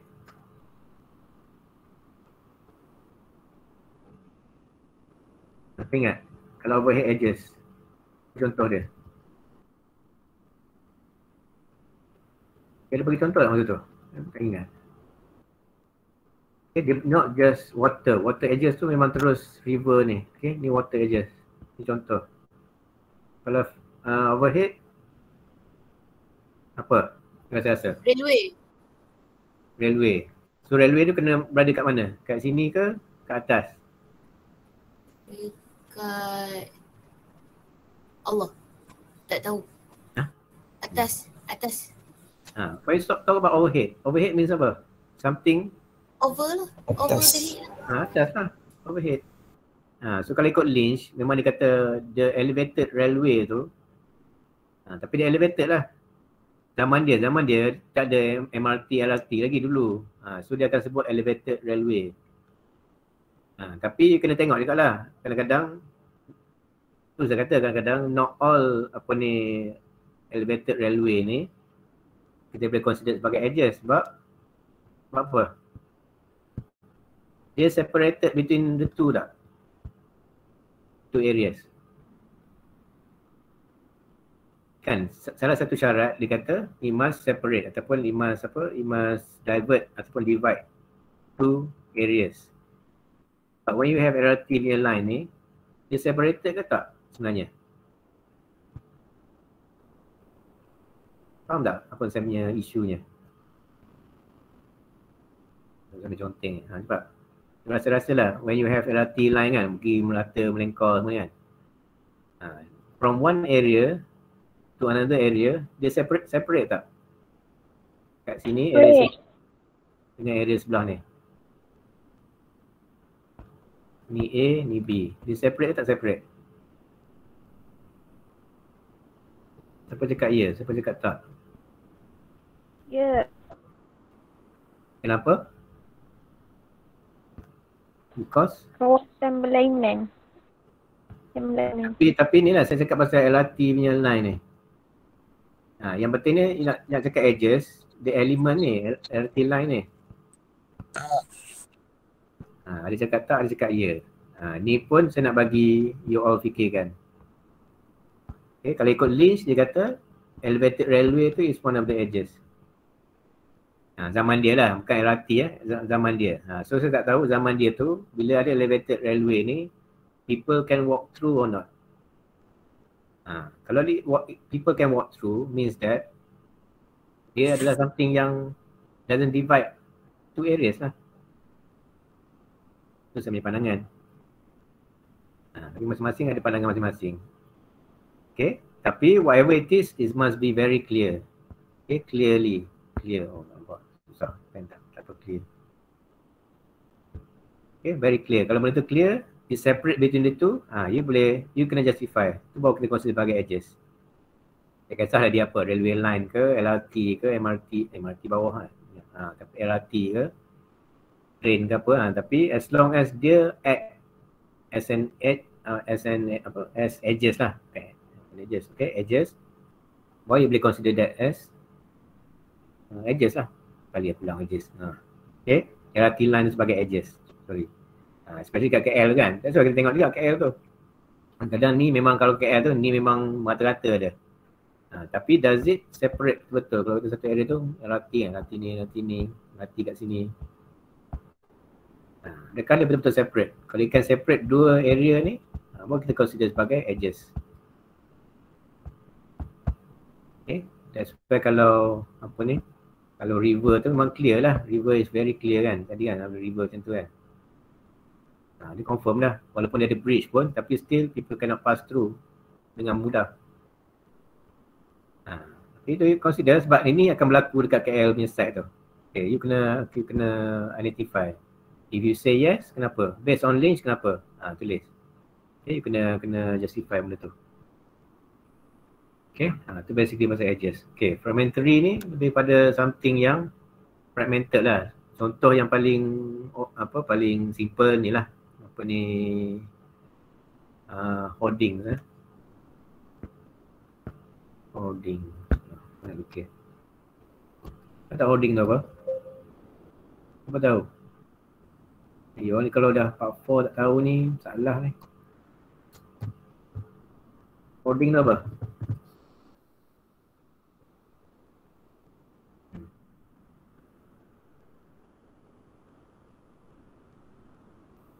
Tahu ni, hoarding, salah lah. Hoarding tu lah construction. Dia ada dua masuk, hoarding tu yang suka simpan barang tu. Okay, ni contoh dia. Tengok tak? Benar. Okay, ni kalau ni pun kalau dekat site lah, tapi saya tak sure lah kalau apa dalam apa ni street view mungkin sukar sikit lah nak dapatkan fragmentary edges ni. Okay, tapi kalau dekat site, sometimes when you walk through the site tu memang benda ni you akan jumpa. Dia selalunya is quite temporary punya edges lah. Okay, that's why dia pun tak continuous lah, that's why it's fragmented kan. Dia pun ada sikit-sikit, kadang kat satu site tu mungkin bahagian je yang akan apa, kata separated lah by this structure of apa, edges ni lah, ataupun hoarding ni. Okay, ni kita panggil sebagai construction punya hoarding. Okay, kalau ada apa ni, ada project ke, construction project, dia akan letak ni steel construction hoarding ni. So lepas ni jangan bila orang tanya jangan tak tahu pula maksud dia apa. You need to know ni. Okay, these are elements of construction. Okay, tapi jarang lah yang ni. Tapi yang selalunya kita akan jumpa adalah natural edges lah, which is the river. Ni contoh, dia punya plan sekejap lagi ni. Dia akan nampak. Okay, apa lagi?